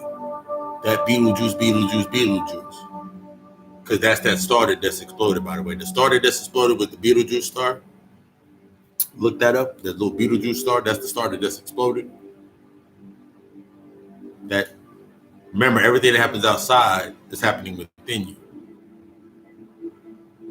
So everything that lay dormant within you is now coming online. Hell, I just thought about it a couple weeks ago. I was like, yo, I always feel like we Russian, but we in 2012, according to the Ethiopian calendar, which has not changed since that beginning time frame. So we've been thinking we got past some shit and we just getting into it. That's another aspect of understanding where the hell we at. We thought we got past some shit, but we already been into it. We just now getting into it. It's just now 2012, according to the calendar. And when you look at that calendar, and remember, we got to understand, like, the occultists, our mind, we need to start looking for the contradictions, because everything contradicts in order to make sense, because it connects to something else. So it's 2012, which would line up with the Mayan calendar, said in 2012 would be the end of the world. So we're coming to the end of an age. We're leaving out the age. We're in the age of knowing.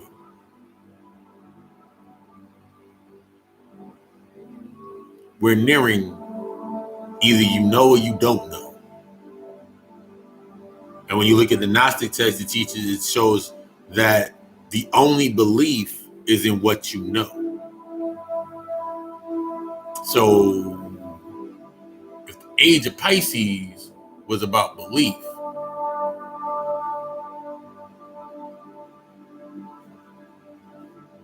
and now we're supposed to believe in what we know, that's how you understand what you know. So do you know, can you stand by what you know you need to let go of? Or are you going to believe that you need it for some strange reason? I don't need or want for anything. I have everything I desire.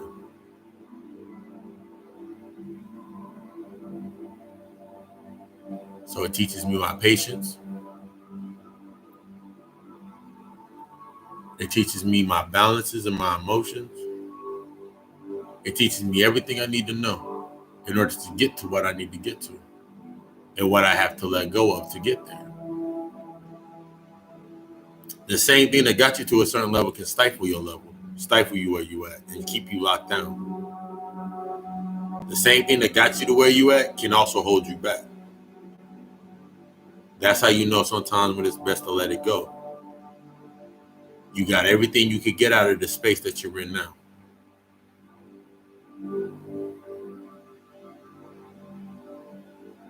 What's more valuable than your soul?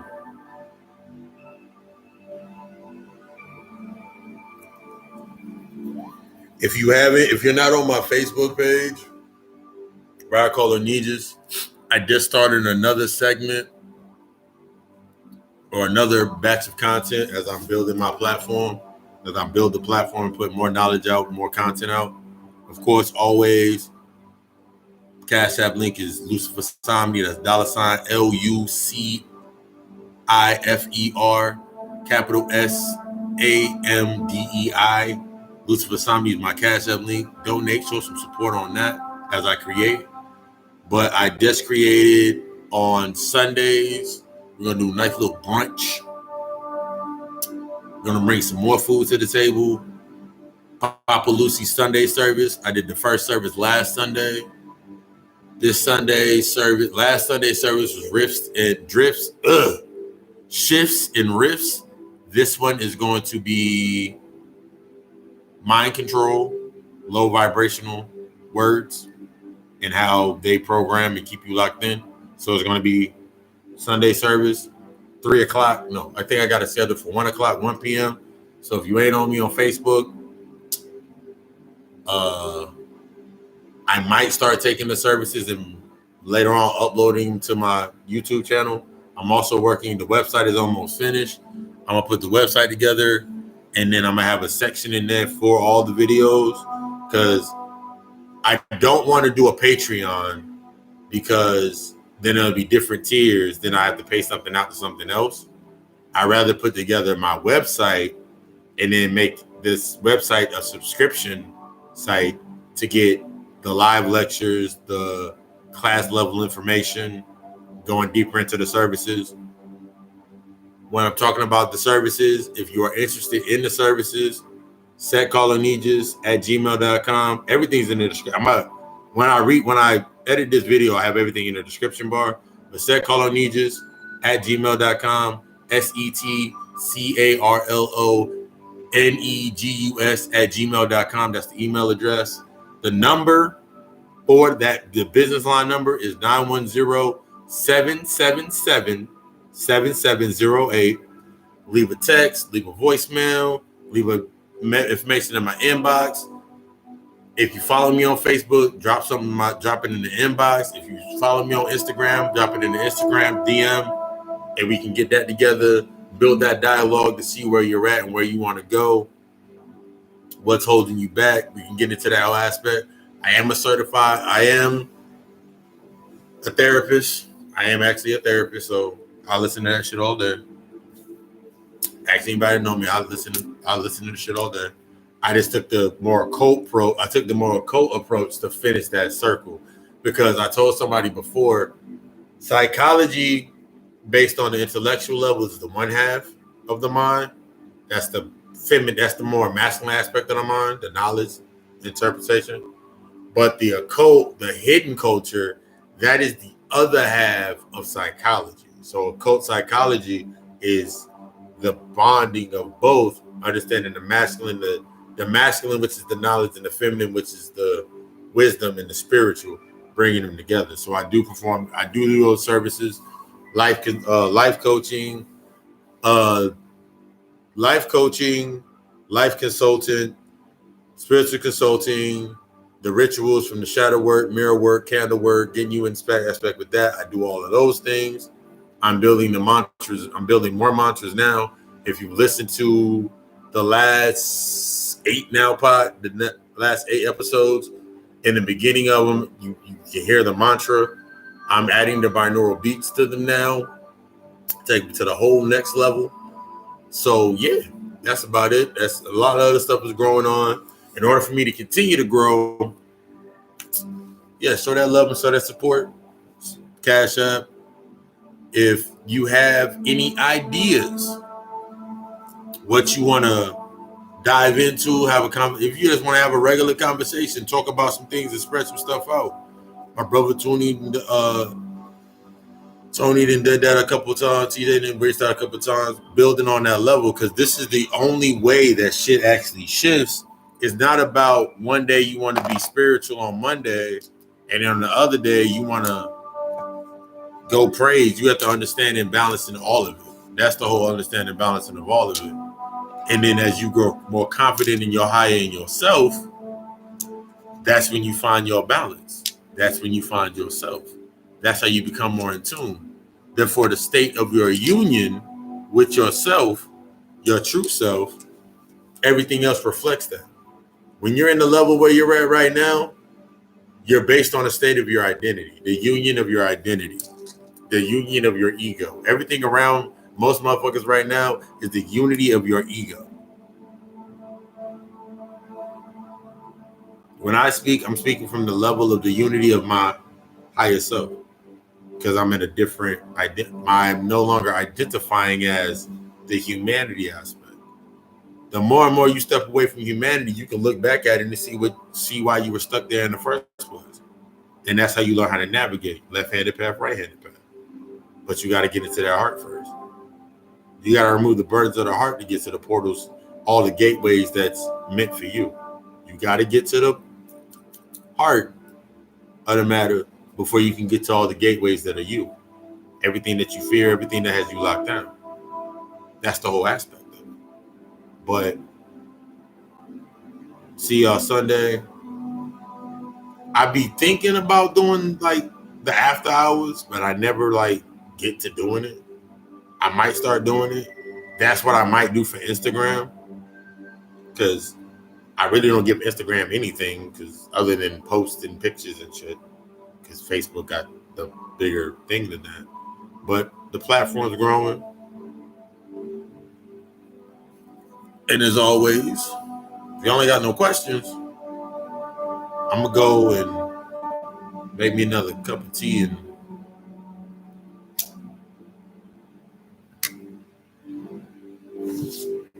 might listen to that Joyner Lucas album. That shit's kind of fun. But I love y'all. We love us as always. Wherever you at, make sure you being the best at it. Embrace it.